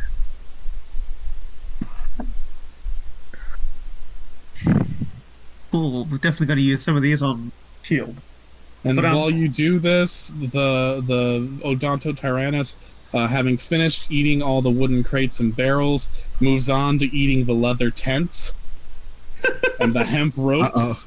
Uh-oh. Hungry hippo. So when I go up to it, does it let me approach? Yeah. Cool. I'm gonna attempt to heal its horn. Not so, because it's. I don't want to cauterize it. Because do I know if their horns can grow back? I'm going to let you do a double insight. I'm going to give you a +2 because as a studied wizard, even if it wasn't your specialty, you would have been given some basic knowledge on the properties of alicorn, which is the Okay. substance from unicorn horns that can be harvested, albeit with less potency, from catoblepasses, which are relatives of behemoths. Okay. Fucking hell! Nice. So that's a- okay. It's a So- 17.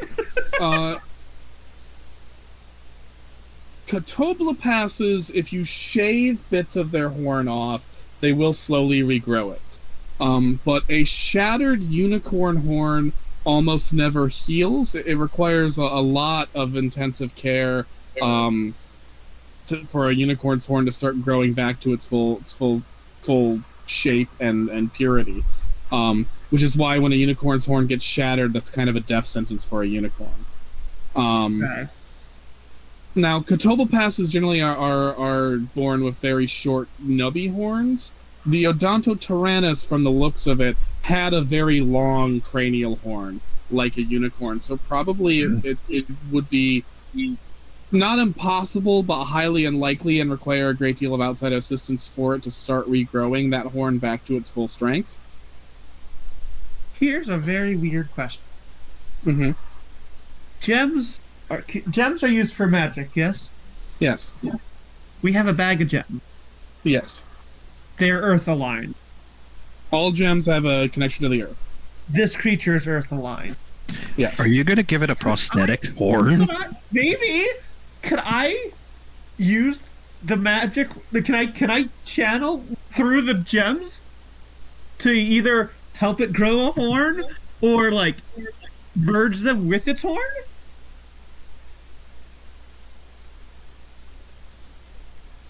Okay.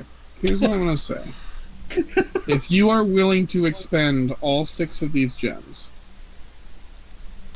you can do a ritual spell with them to try and grow the horn back. And if you are willing to expend 10,000 Zenit, I will give you a +1 bonus to that. For each 10,000 Zenit you're willing to spend, the bonus will go up. Okay. So, gang, are you right with me using up the gems? Would the fire gems the material needed to Upgrade. Upgrade. Oh, they are, but I'm okay with it. At most, we just return the money back to the town. yeah, and like this poor thing is missing a horn. It's not missing, it's just broken at the tip. I am going Yeah. to require a magic check of 12 or higher for this to be pulled off, because it's a difficult spell. Yeah. Also, since it's a behemoth and not unicorn, it not having a horn, it isn't a death sentence. I don't think. Not a death sentence, I don't think. But there's going to be negative health effects because of the horn being shattered. We can get gems elsewhere. We can buy Yeah. gems. I'm pretty okay with expending stuff. Yeah. Alex would want to do the most humane thing. Okay. How much MP is it gonna cost? Not having the ritual spell book open to me at the moment. All right. I'm gonna say 20. Magic. 20. Okay, I can do that. I can do it fine. Could. Yeah, I have 40. I have 48. Mainly because you have this. You have these gems as components. Yeah. Could I add more MP to, like, help? You add 10 more XP to give you +2. Okay. All right. I don't have the money to spend 10,000 zenith. Can I chip in with my chimeras and stuff to assist in this, since it is a creature?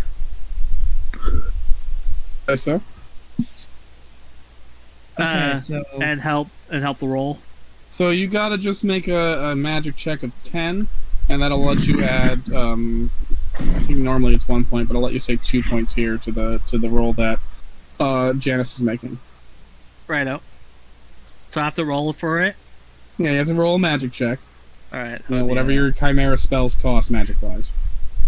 I think that's a willpower plus willpower, wherever that. yeah, but Do I get any modifiers to it? oh, you're rolling Nope. to help me. So, Nope, you're alright. rolling a help check, so you're just rolling straight magic roll. If Hey, you get 10 alright, or that's it. above, you aid. Okay. Yeah, so you get a +2 to that. Insight willpower. Why isn't it interrogate? Okay, but wait, what did I roll? +2, +2. and you can invoke a fabula I'm point to going to reroll use one a of those. fabula point to reroll that 3. I might actually have an ability that can help here. Oh, My trust in you. After another, I'll just link it in the chat.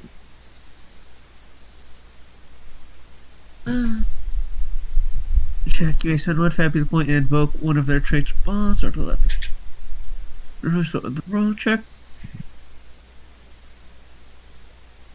Oh. So it would. Okay. So how does this work now?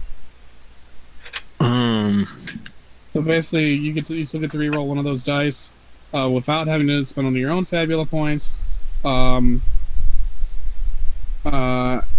you recover 10 mind points at the end. Okay. So reroll one of those 10s. Yeah. Let me find my.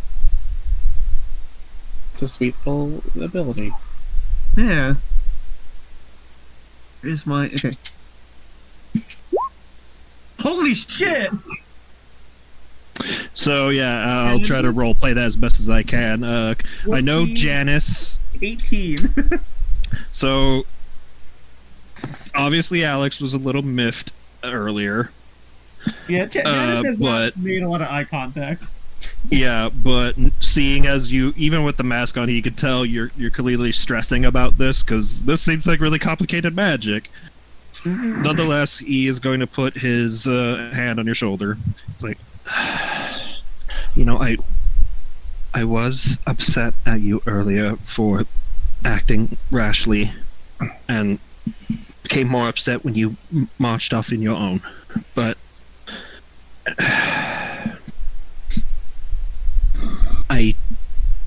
you're a doctor, Janice, and this is your patient. I have every. There's every reason to believe that you can help them. Oh, the, that peaked face looks at you for a minute. And you hear a shaky breath under the mask. I wasn't very... Alex, I'm going to tell you a secret.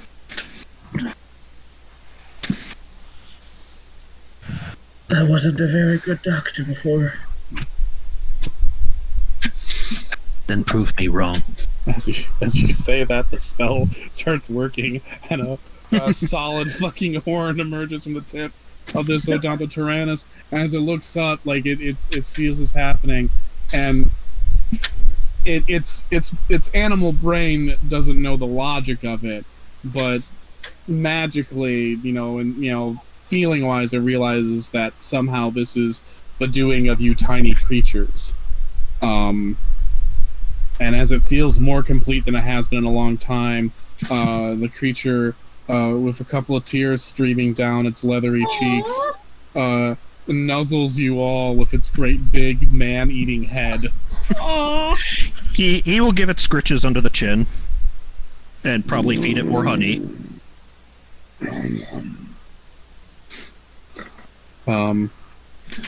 Meanwhile, laying in a cot in the tent that has been eaten over in this corner, there is one remaining taxman goon out of his clothes, lying on a bed watching this happen and just quietly whimpering. It worked. It worked. Does the horn look normal, or is it like made of gem? It's normal. It's made of alicorn. Excellent. It worked.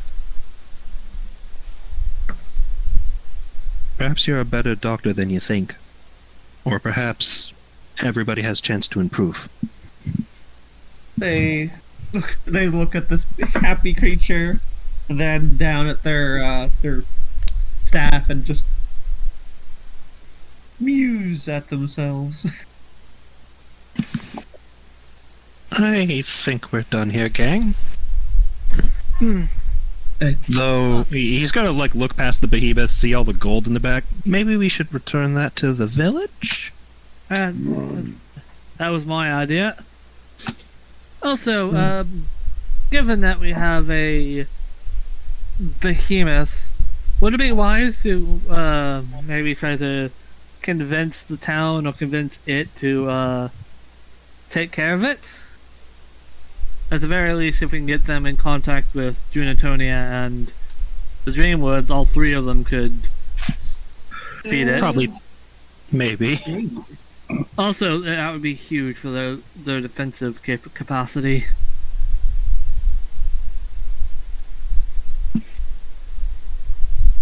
It can't hurt. I'm sure that the fairies of the Dreamwood would be able to better communicate with it than we can. That's true. Alright.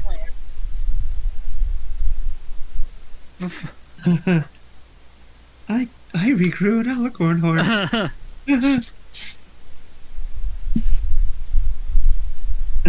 Like a... Yes, indeed. I regrew an alicorn horn. So as Does, you're covering things, you realize that this is a lot for people to carry. But there is Hold a on. cart. BRB. Being called. I don't have... I'm just glad it didn't eat the cart. Not yet. I mean, Chitters is an ant. Chitters could probably pick up a good amount of that, right? We could just hook Chitters up to the cart. I really You could just hook the behemoth up to the cart. I really want to quickly say applause for all of the schnuffing and harumping from TT over here. It's absolutely wonderful background noise. TT loves them playing them some monsters. Snuffling and harumphing are some of the most delightful noises a human being can make. Yeah. Oh, wait for Kay. I'm back, sorry. Okay, that Kay's here. Cool. Yeah, so we just gotta tie a rope around its foot or something. It honestly, like as you load up the cart, it just sort of grabs like the spoke, like the area that would like have the rider, and then just starts dragging the cart and pushing it in front of it. They're not dumb. They're capable of a certain level of problem solving. Ain't that cute? Yeah. Before we go, Beansman is Beansman? laying there, exposed on a cot, under the covers, feeling that no one's noticed him yet, and if he just stays long enough, they'll leave. Oh God, please pull an Obi-Wan on him. You're gonna go home and rethink your life. You know, it's probably best if you go home and rethink your life, buddy. He doesn't look at you, he doesn't say anything, but he does silently nod his head. Like is also God. gonna get a bag. Here's 100 gold. Sighs flicker to the bag. He shakily reaches out and grabs it and puts it back into with him in his cot. As he does, you notice at the corner of his eye, the Odontotyrannus is looking at him. I'm gonna feed him another piece of honey to distract him. Also, don't eat any of the rations. Yeah, they're poisoned. If there's any left. And I was like, oh god, the beans, Oh God, what? the beans. Yeah, he did eat the beans and he wasn't feeling well. He laid down to nap. Sad man's dinner. Oh God. Alright, you guys have a giant man-eating monstrosity following you and carrying gold with you back to back. Also, one of us should probably go ahead just to warn the town. I would like I to. suppose I should. Cassidy, Yes. I don't think you. I think I would need to go with you. To be right. honest, it might spook them to see a ghost come back from the monster's lair. It's like, we failed! I mean, they saw her in town. Yeah, that's true. All right, we'll head ahead then. Cass. I shall too. Well, no, you can talk to our friend here. That's fair. Yeah, You should- I'd like you to stay here with me because I only have so many treats. You know what? Fair. Alright, I needed I- to talk to Cassidy anyway. And plus, I think it's only right that Janice put this right. Oh. Fair. Alright, gonna speed up a bit to, make it to the town before they do. As we're going. Cassidy, Yeah. I want to apologize. What?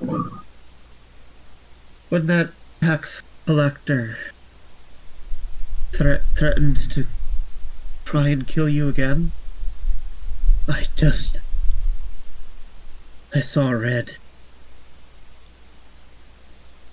It was foolish of me to act like that. Cassidy looks deep in thought for a moment. I've never had someone try to look out for me like that. I'd be lying if I said it didn't feel kind of good. Oh.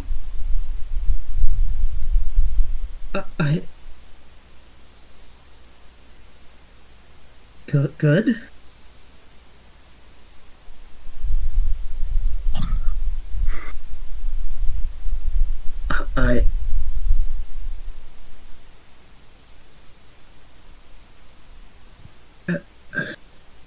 They pull off their mask and they look at her. Cassidy. I don't know what your life was like. Bad? It was always just another day hoping that this would finally be the day that things got better. Oh. Working hard towards a promise that would all be worth it. It wasn't.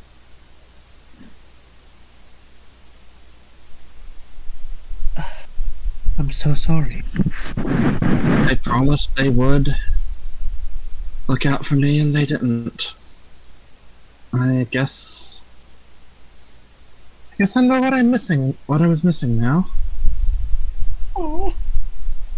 And puts it into perspective.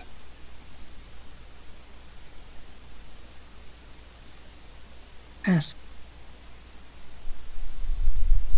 You deserve so much better. They they reach a hand up. I can touch Cassidy, right? Like, cause she's Yeah. if she allows me. Yes. They reach up and like put a hand to your face if you let them. It's very cold and very uncomfortably moist. Cassidy, you deserve so much better than people give it. Well, no sense beating a dead horse. Is that a joke or? Yes. Okay. Thank you, DZ. Cassidy. You may have noticed that I've been keeping your board to myself. I have. Their face tints. I don't know what a blush looks like on a skin and white face. In fact, they probably blush two different colors. What does a blush look like on like a Litrot face, TT? Skin tone of the Litrot. Like, are you turning green or blue or purple God. or red or just weirdly pale or? I mean, generally it would be red regardless because your blood would still be red. But like, there is a possibility that it would just be like, a darker version of the skin color you already have, or a more flushed version of the skin color you're getting from the trap. Well, Litrot was turning her skin white. So I imagine you would still blush red. Okay. It would just be more pronounced because of how chalky you are. Yeah, okay. You know, her face is, I'm gonna post it again because Greta's here and she can see it. I'm very proud of how it came out. Yeah, they blush.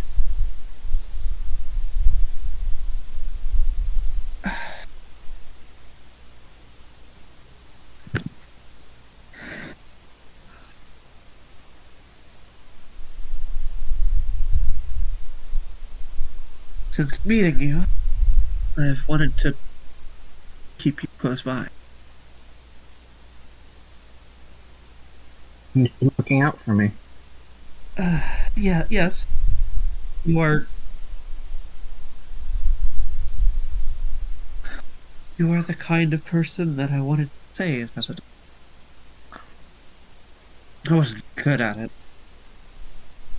Then again, I wasn't a very good combat sorcerer either. That back there with the horn is... That might be the most incredible thing I've ever done. It was a medical miracle.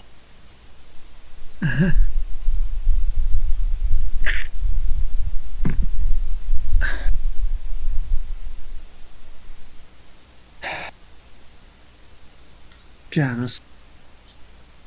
I like What was that? Janus. I like that name.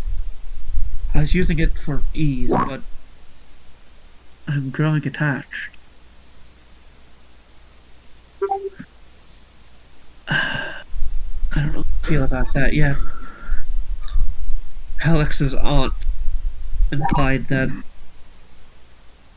separating myself might not be a good idea. What would happen to you if you did? I don't know.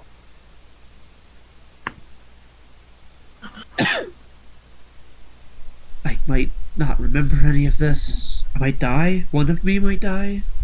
I don't... It's... People don't unsplit Chimera, right? Fair what? People don't unsplit Chimera, right? Generally not. I mean, a lot of chimeras are made from dead animal parts to begin with. Just because it's a messy process if the souls of the various animals you're dealing with are still present. That can make it more likely that the chimera ends up being botched. Because generally, you're supposed to have one soul per body, and if you start having more than that, things can get fucked up. That's why demonic and ghostly possession tend to end badly. So unsplitting a chimera is sort of like, separating a person's circulatory system from the rest of their body. It's not going to end well for the person. Gotcha. Generally. That said, like, when you have multiple different souls in one chimera, it is difficult but possible with a lot of work to separate them non-lethally. That's actually going to be a thing that happens in Wizard School Mysteries Book 4. It's not impossible. Okay. But it's a very difficult act of wizardry. And generally avoided by just not having the souls present when you mix and match critter parts. In cases where that has happened, what happens to the individuals? Here's the thing: it's so rarely done that unless you were specifically studying Chimera, which you were not, you would not know. Shit. All right, yeah. I don't know. I don't know what would happen.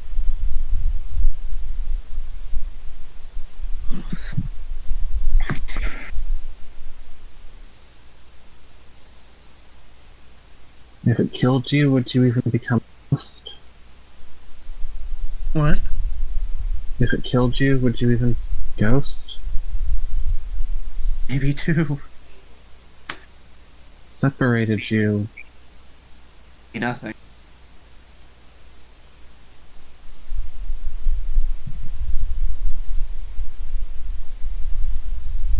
You would make a pretty killer looking ghost. Fucking spectral plague doctor. Yeah. I guess I have it easy. I know what's more or less what I'm in for once I do my job.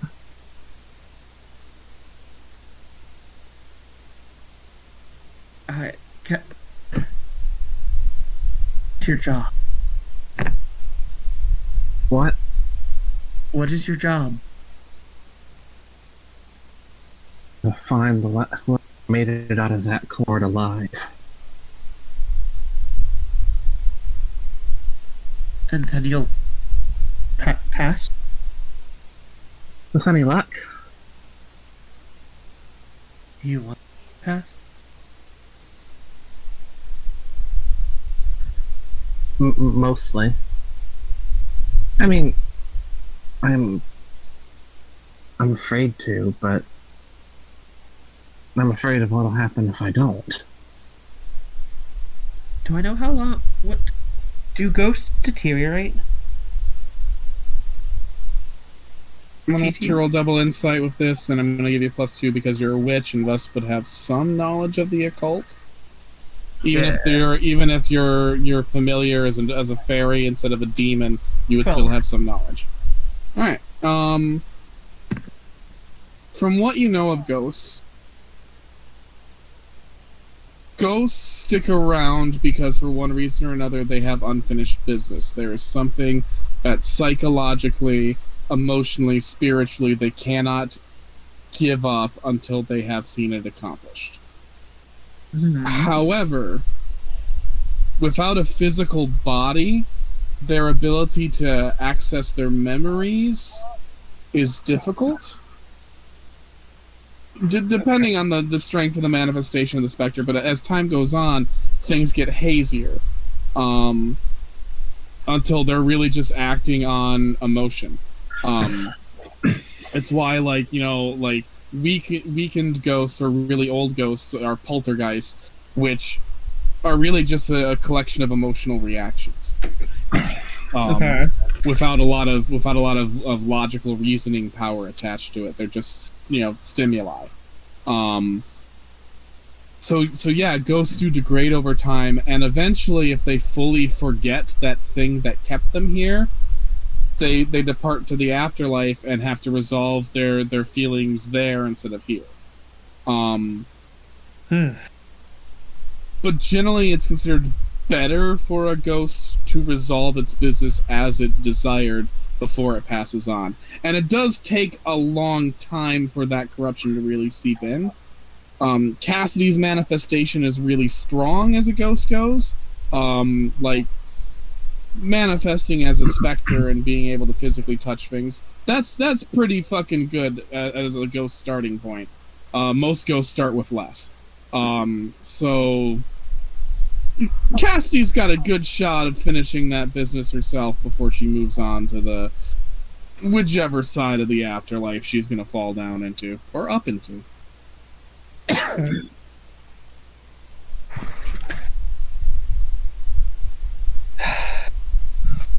Cassidy. Hmm? I can tell you what I know if you'd like. What do you know? Well,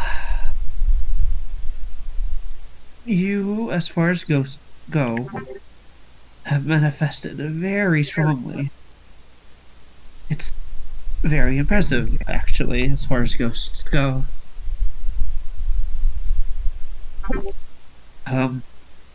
Most ghosts can't do what you are doing right now. Most touch.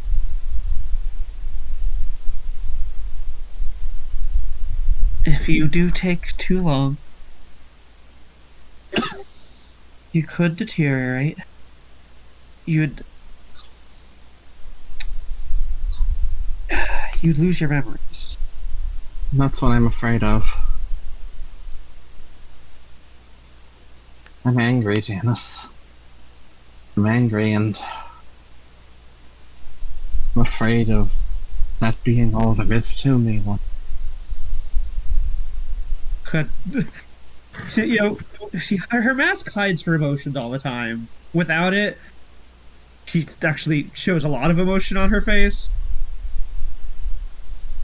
It's like you can see a very conflicted look on her face.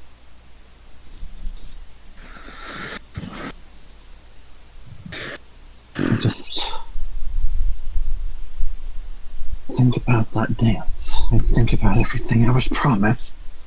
I think about looking up the night sky, bleeding out, surrounded by all the people I loved, and I just black out. Oh, can we do a flashback? Can we do a flashback sequence? Okay. Please do. Yeah. Yeah. Alright, you, hear the laughter of Prince Prospero and his court, ringing out through their castle walls as you lay in your bed, your deathbed, bleeding from every pore of your skin. Ugh.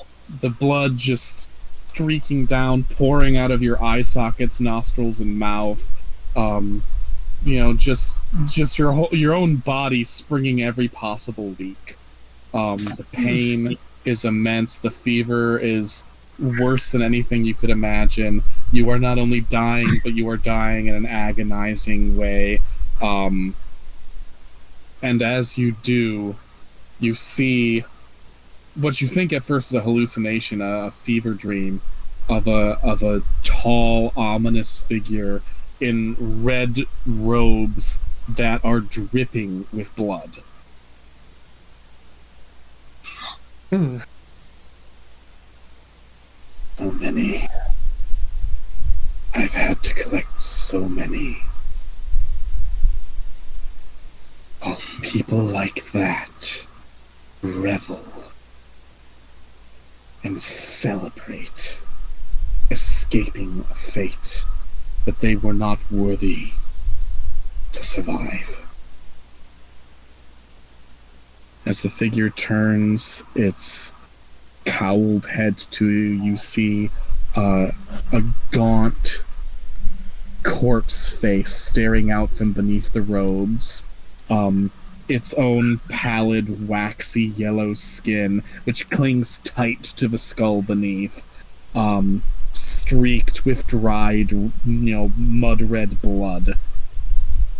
And two hollow sockets where its eyes should be that are as deep and dark as, like, the void of night itself. Is this not injustice?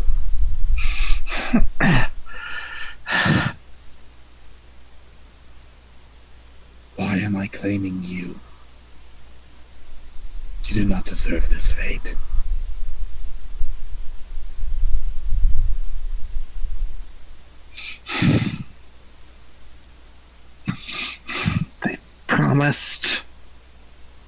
They promised to take care of me. They lied. Is that right, is it? That's not No. justice, is it?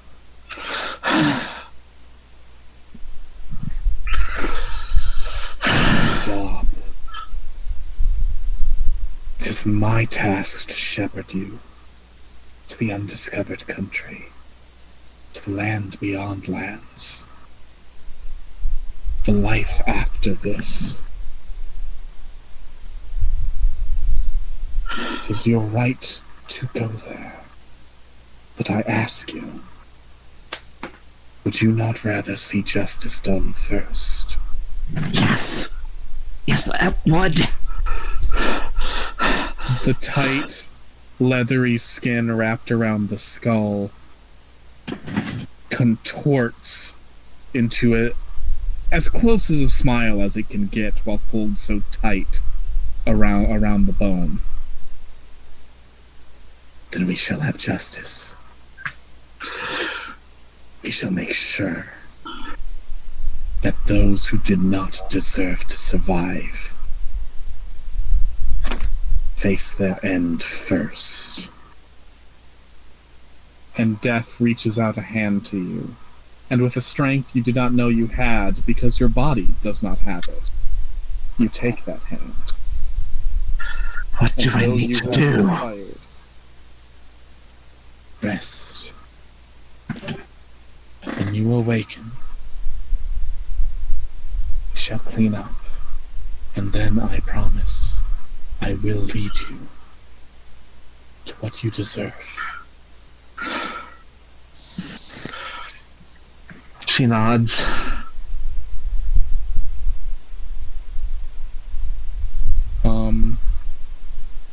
Yeah.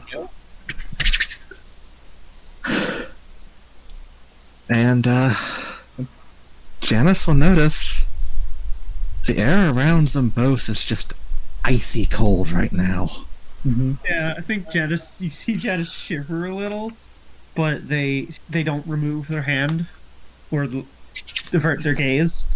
Hey, do you see the message I sent you?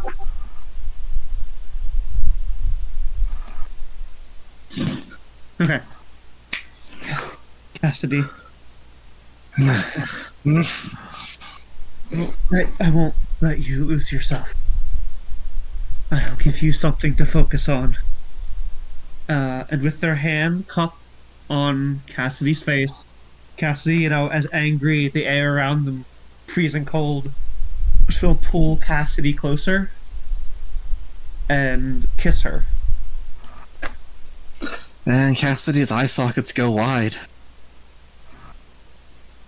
And the air begins to lose just a bit of its chill. And after a moment's hesitation, she wraps her arm around Janice.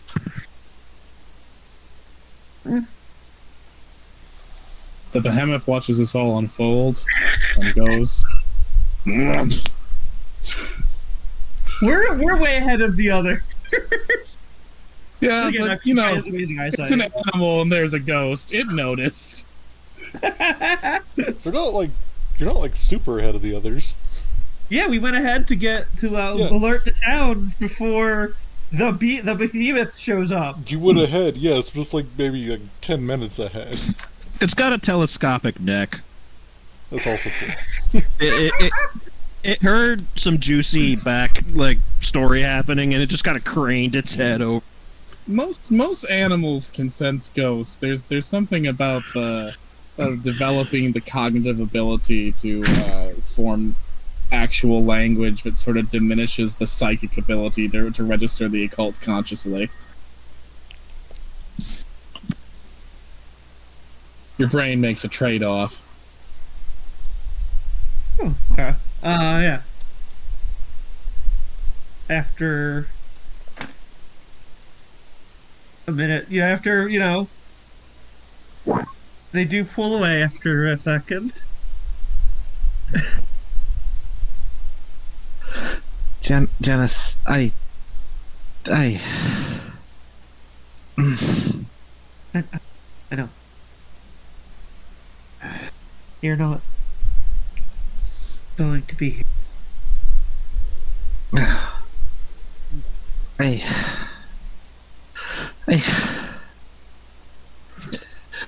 Janice, I have so little keeping me here. Let me keep you here. Look at me. What happens when it's done? What happens when it's over?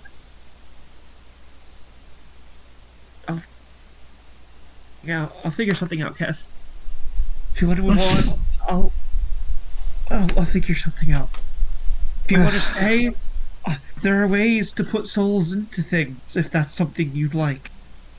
I don't know. I don't know. Don't, Cassidy. You don't need to decide. I'm going to help you. And if you have trouble remembering who you are,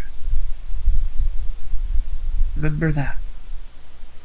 And then bring the other hand up to cup the other half of Cassidy's face. Just, hold their face in her hand.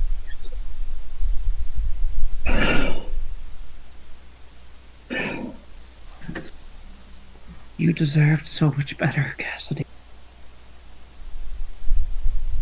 Such a passionate soul.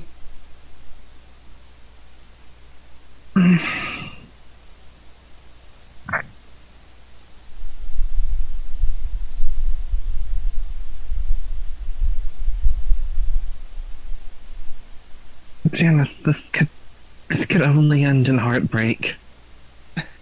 Cassidy, I might die by the end of this. I don't even know if I'm stable. I've been fine so far, but I don't know if that'll last either. Well, at least we have common ground. I suppose that's true.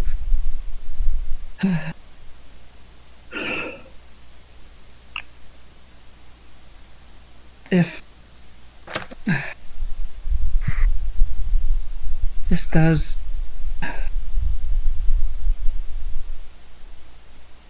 if you decide if you do what you intend to do and are ready to move on, I will help you, Cassidy.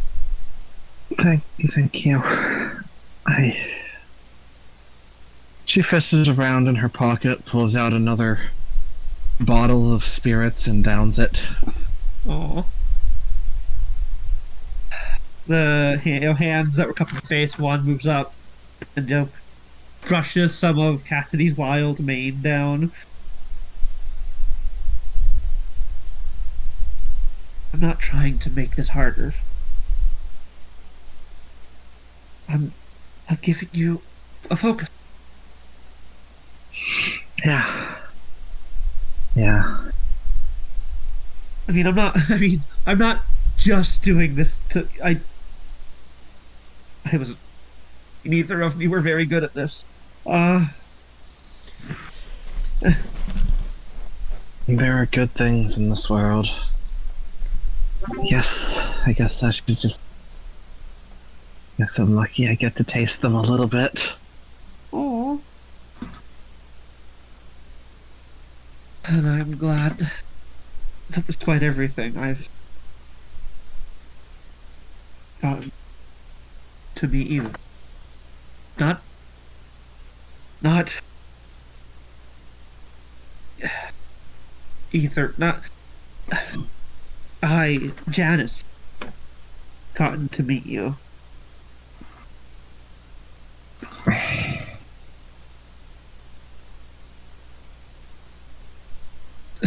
Maybe there's reason for Janice to try to keep it just after all. Trust me, don't waste your existence. Don't waste what? Don't waste your existence. Trust me on that.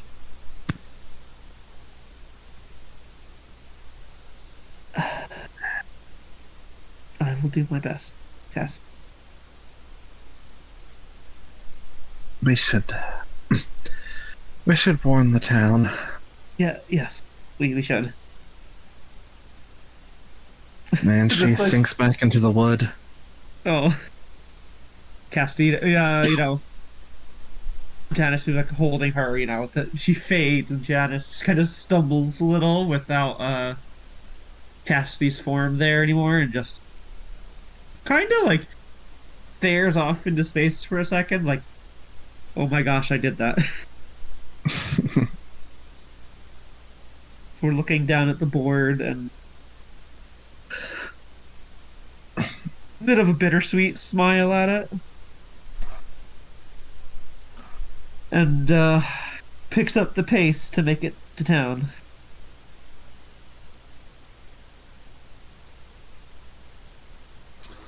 All right, in town, a lot of the townsfolk are packing, but sort of, are wary. They're ready to flee as if Godzilla's coming, and they see you arrive. And the farmer says, "Well, what's the news?" The taxpayers are dead. Oh, thank God. Oh. Woo. And the smith shakes his head. I knew it. That There's butterfly more? pussy's off the table again. Fucking hell, man. What did he say? Just a third bit for the butterfly joke. Oh. Roll a God three. damn it. If we get this tripartite alliance going, he's gonna get all of it. God damn it. Okay. Hey, that's assuming they want him, alright? For all I Yeah. know, this guy's a Yeah. fuckboy. I don't know. Gruff locksmiths. That's a market. They are Midsummer Night's Dream fairies, and Midsummer Night's Dream fairies do have an odd obsession with working class heroes. So who knows? Who knows?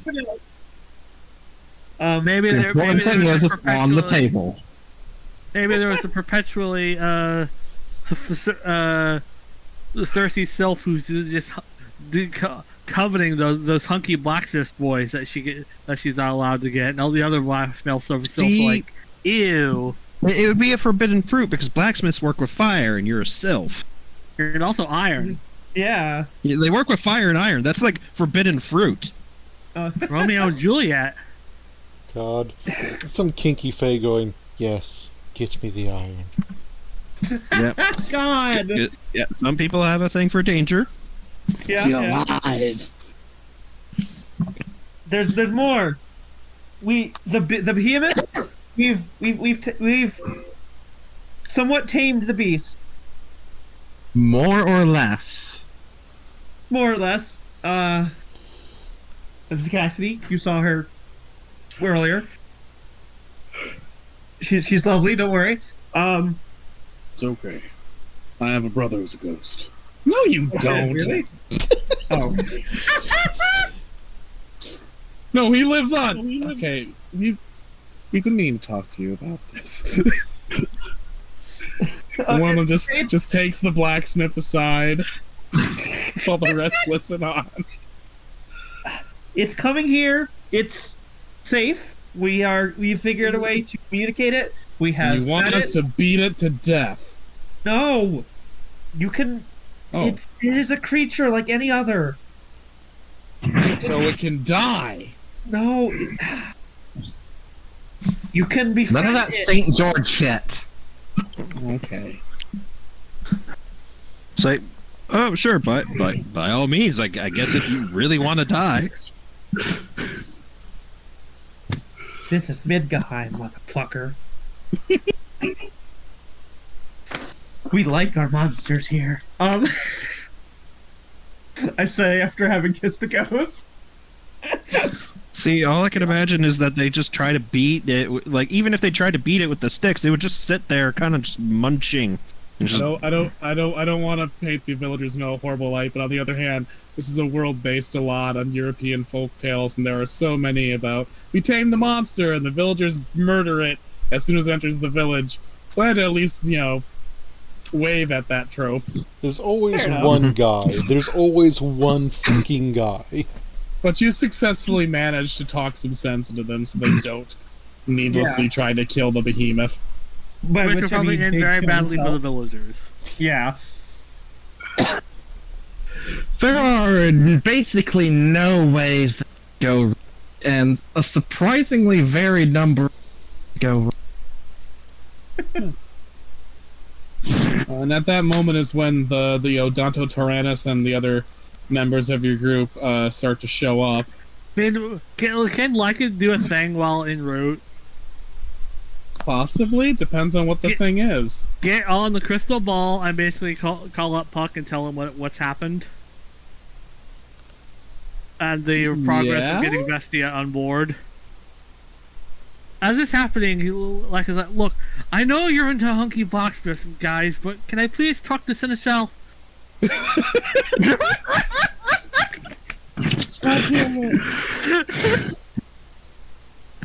We are getting this Smith late. God damn it. Alright, I'll just allow that to be canon, I suppose.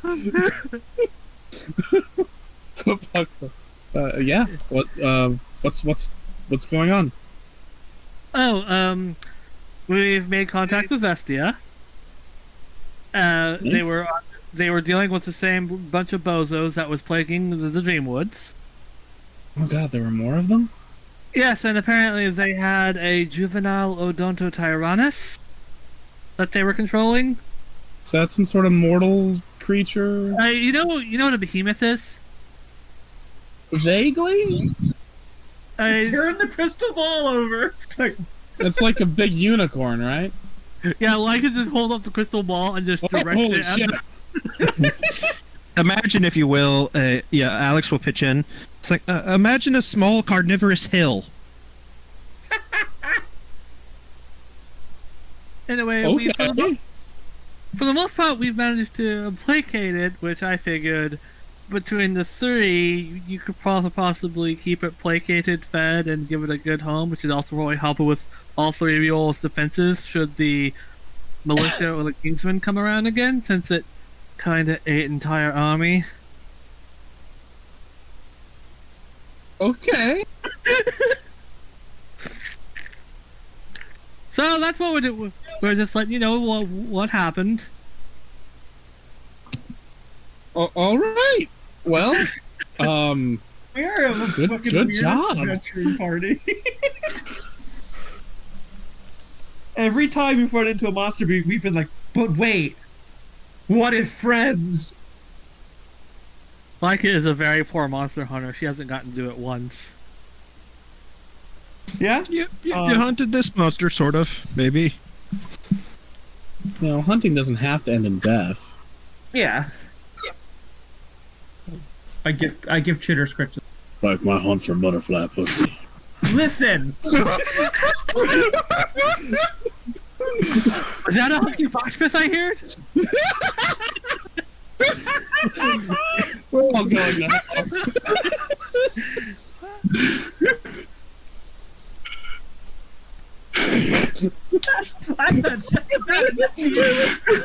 How could you do that butterfly pussy? Might have let the fantasy run away with me. Not really sure I'm into this now, but it's all real. Also, I think like after that moment they had with Cassidy, Janice has forgotten to put their mask back on. So that face is out for all to see finally. We have seen them without their masks. You have, but the village hasn't. They might be focusing on the small carnivorous hill. Yeah. I love the description, by the way. Yeah.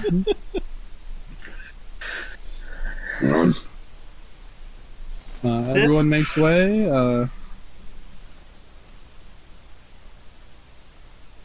Also, we've brought back all your gold and then some.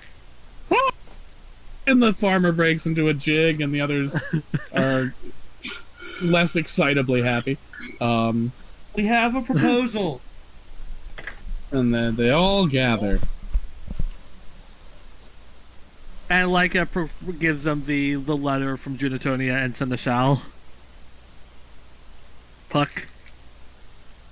And they read it over and like, well, don't know how much we can offer the Alliance, but we can get food.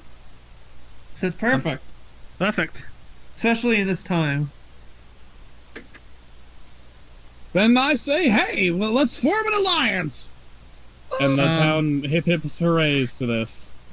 And We the one, at the end of the hip hooray, you hear at least one person say, butterfly pussy. I tell Chitters to eat that man. Don't eat it! It's a little blacksmith we have! No, I know. Just come look. The only way we can get a blacksmith is if we make a smithing box and put a child in front of it. What? Oh, Minecraft. Jesus Christ. Oh. This fucking... this session got weird. It's my fault mainly, but still. Nora, I'm just gonna say this once. Pot, kettle. Huh? What do you mean? The blacksmith keeps going on about butterfly pussy, and you say, "Chitters, eat that man." That's the crow calling the raven black. How? Ghost pussy. You would. Hey!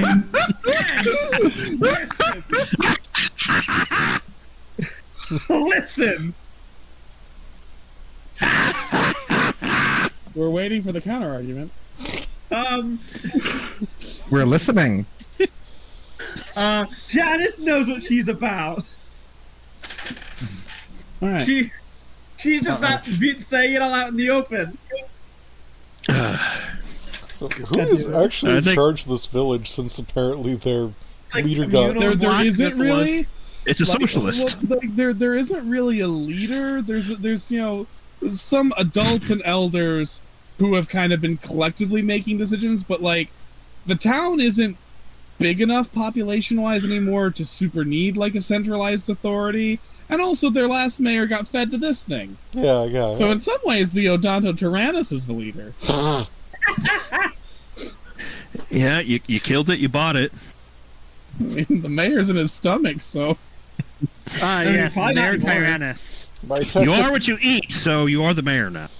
By the old rules, you are now technically the mayor. And the Odonto... Put a tiny hat on. Okay. The Odonto Tyrannus.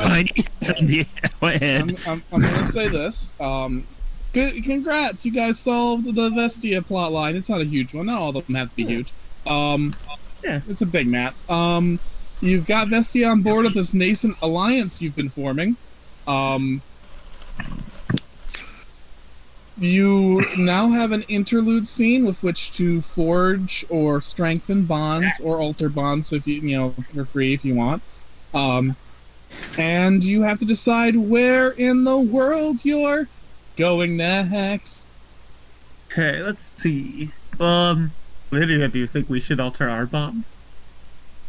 Yes. Where is Cassidy? Alter or strengthen, or both. Oh, strengthen, yeah. Well, I have affection and admiration.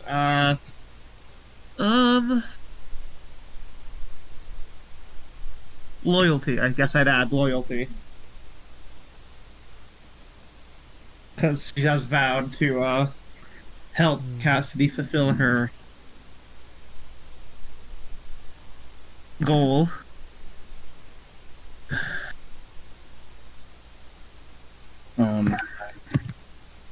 While you're looking at that, I just want to say right now you guys are in Vestia. Your goal is to eventually get the Philosopher's Stone here to Ozymandias. The pathway that makes the most sense would be to stop at Minervans, Bacchanalia, and then there, or go to Minervans, into the Dianean Forest, and into there. Either one of those two paths would be roughly the same, just depends on whether you want to travel through the town of parties, sex, drugs, and rock and roll, or big spooky woods.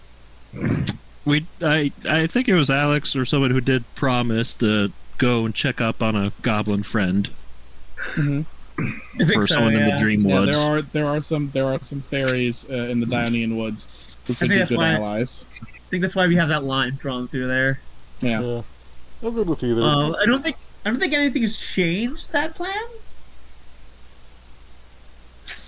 All right. Just want to reaffirm that before we do anything else. Yeah. Anyone else gonna do Bond stuff? I don't think Leica had any moments with anybody to justify it. I mean, Yeah. I have a hard time thinking of anything. Janice did do something very stupid. Yeah, since she already mistrusts you. Yeah, Oh shit. I might need a mistrust on Janus. Shit. You know what? You convinced me. Mistrust. You're getting a mistrust, little lady. Shit. Actions have consequences. What did you add to yours, Lydia? I'm trying to find bonds. Oh, it's in the First That'd be slot. under character. Yeah, character. yeah.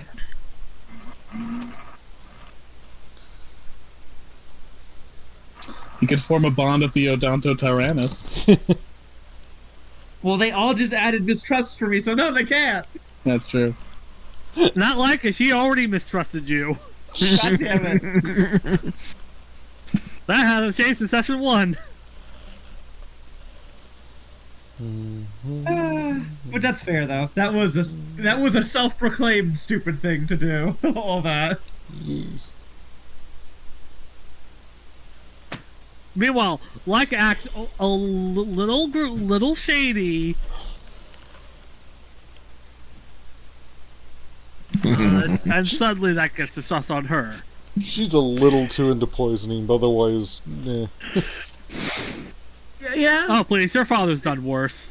They don't know That that. doesn't make it better. You don't fucking know that. I'm kind of surprised no one's reacted to the fact that that Rampage was pretty much entirely Cassidy. Yeah. To be fair, the only one who knows that is Janice. Janice. Yeah. Mm-hmm. And that poor creature was in pain and being tortured. So Janice, was just a bit like, that sucked, but fuck him.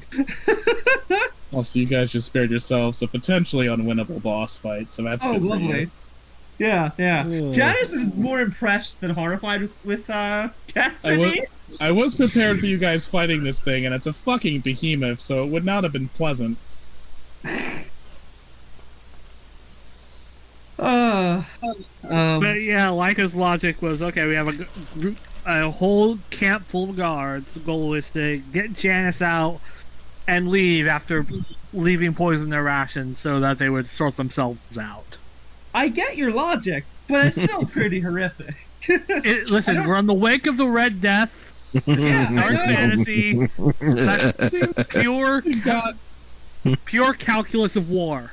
It seems we A got our serious bonds horror figured campaign. out. It seems we got our bonds figured out. I want to talk about some world stuff before we do our stinger. Right? Okay.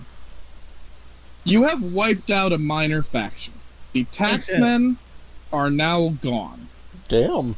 Not only have you defeated one of their cells, but having defeated their leadership and the big weapon and taken the big weapon they had, well, whatever cells there are remaining are going to disperse. The Taxmen are no longer a thing. You have destroyed that faction.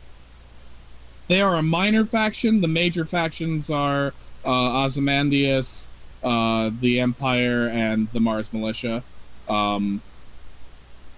But getting rid of a minor faction or allying with a minor faction is still a pretty big deal. You are also now making a nascent faction of your own. By uniting Junotonia, the Dreamwoods, and Vestia at this point. You know, when it was just the Dreamwoods and Junotonia, that's an alliance between two towns. But you've got 3 towns now loosely working together. So you're making a faction of your own. And that's gonna have some consequences, and you're gonna need to make a name for it at the very least. It's almost. Yeah, I was just thinking about that. It's like this almost sounds like the beginning of a government. Oh no, Micah hates those. You become your father's worst enemy. You're the government now. See. You were raised to be I raised you to be an anarchist. For your kindness, the people of Vestia, and helping them make allies with Junotonia and the Dreamwoods, and provide some stability there. The people of Vestia offer you free room and board for your interludes. Good job. You don't have to pay 10 Zenit, which is a piddling little price anyway. And the next morning, you're able to head off to Minervans. And as you do, the Odontotyrannus follows you. Oh. In fact, it sleeps outside the inn you guys stay in at night, and when you exit the inn, it is with you as you walk, and tries to stay as close to you guys as it can. Is this safe? I mean, I'm not. This creature did save it. Yeah. Gore makes the universal limp-wristed handshake of. I feel like we're kind of responsible for it now. I'm not sure we're able to. What? I think keeping them fed is a little bit outside of my budget. That is true. And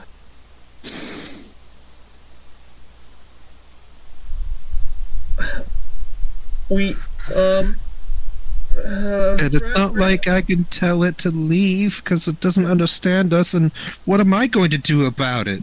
It's the size of a hill! Friend! It might be best if you stay here.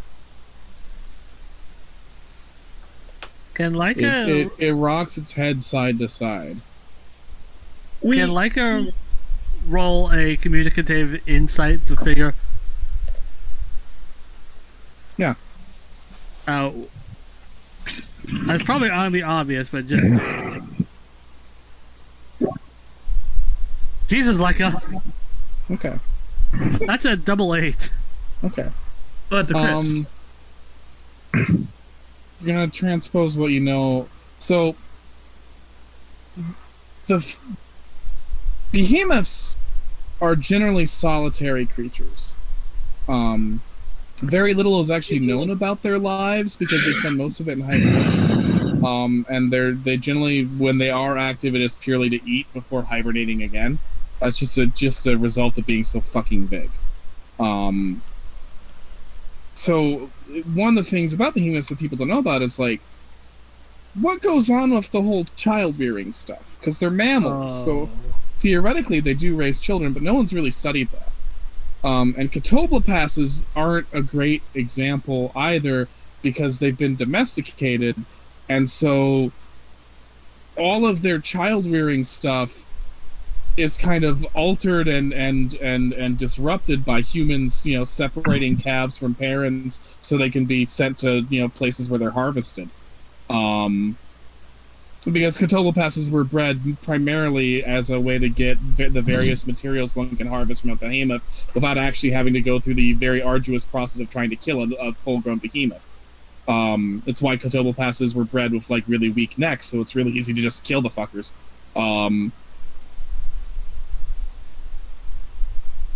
but they're mammals, and mammals take care of their young, and this behemoth, while you can't quite gauge how young it is, it's not fully grown. And maybe there is a period in the behemoth's life where they are social.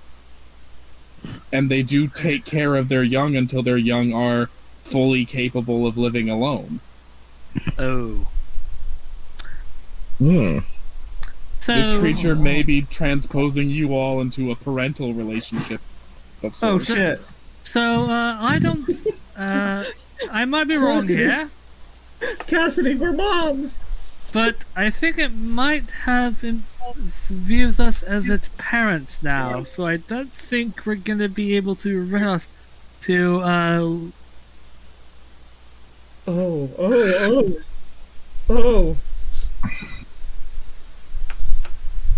So what do behemoths forage for when they're on the road? Everything. So rocks, trees. They they can actually gain nourishment from minerals, but the more organic matter it is, the more nourishing it is. They will eat plants, they will eat meat, and they will eat rotten meat. They will eat toxic plants. Like, their digestive systems are as fucking ironclad as it gets. So the poison in the camp would have done jack shit to that. Would have done jack shit. It would have been a very interesting taste. It probably already ate the food, honestly.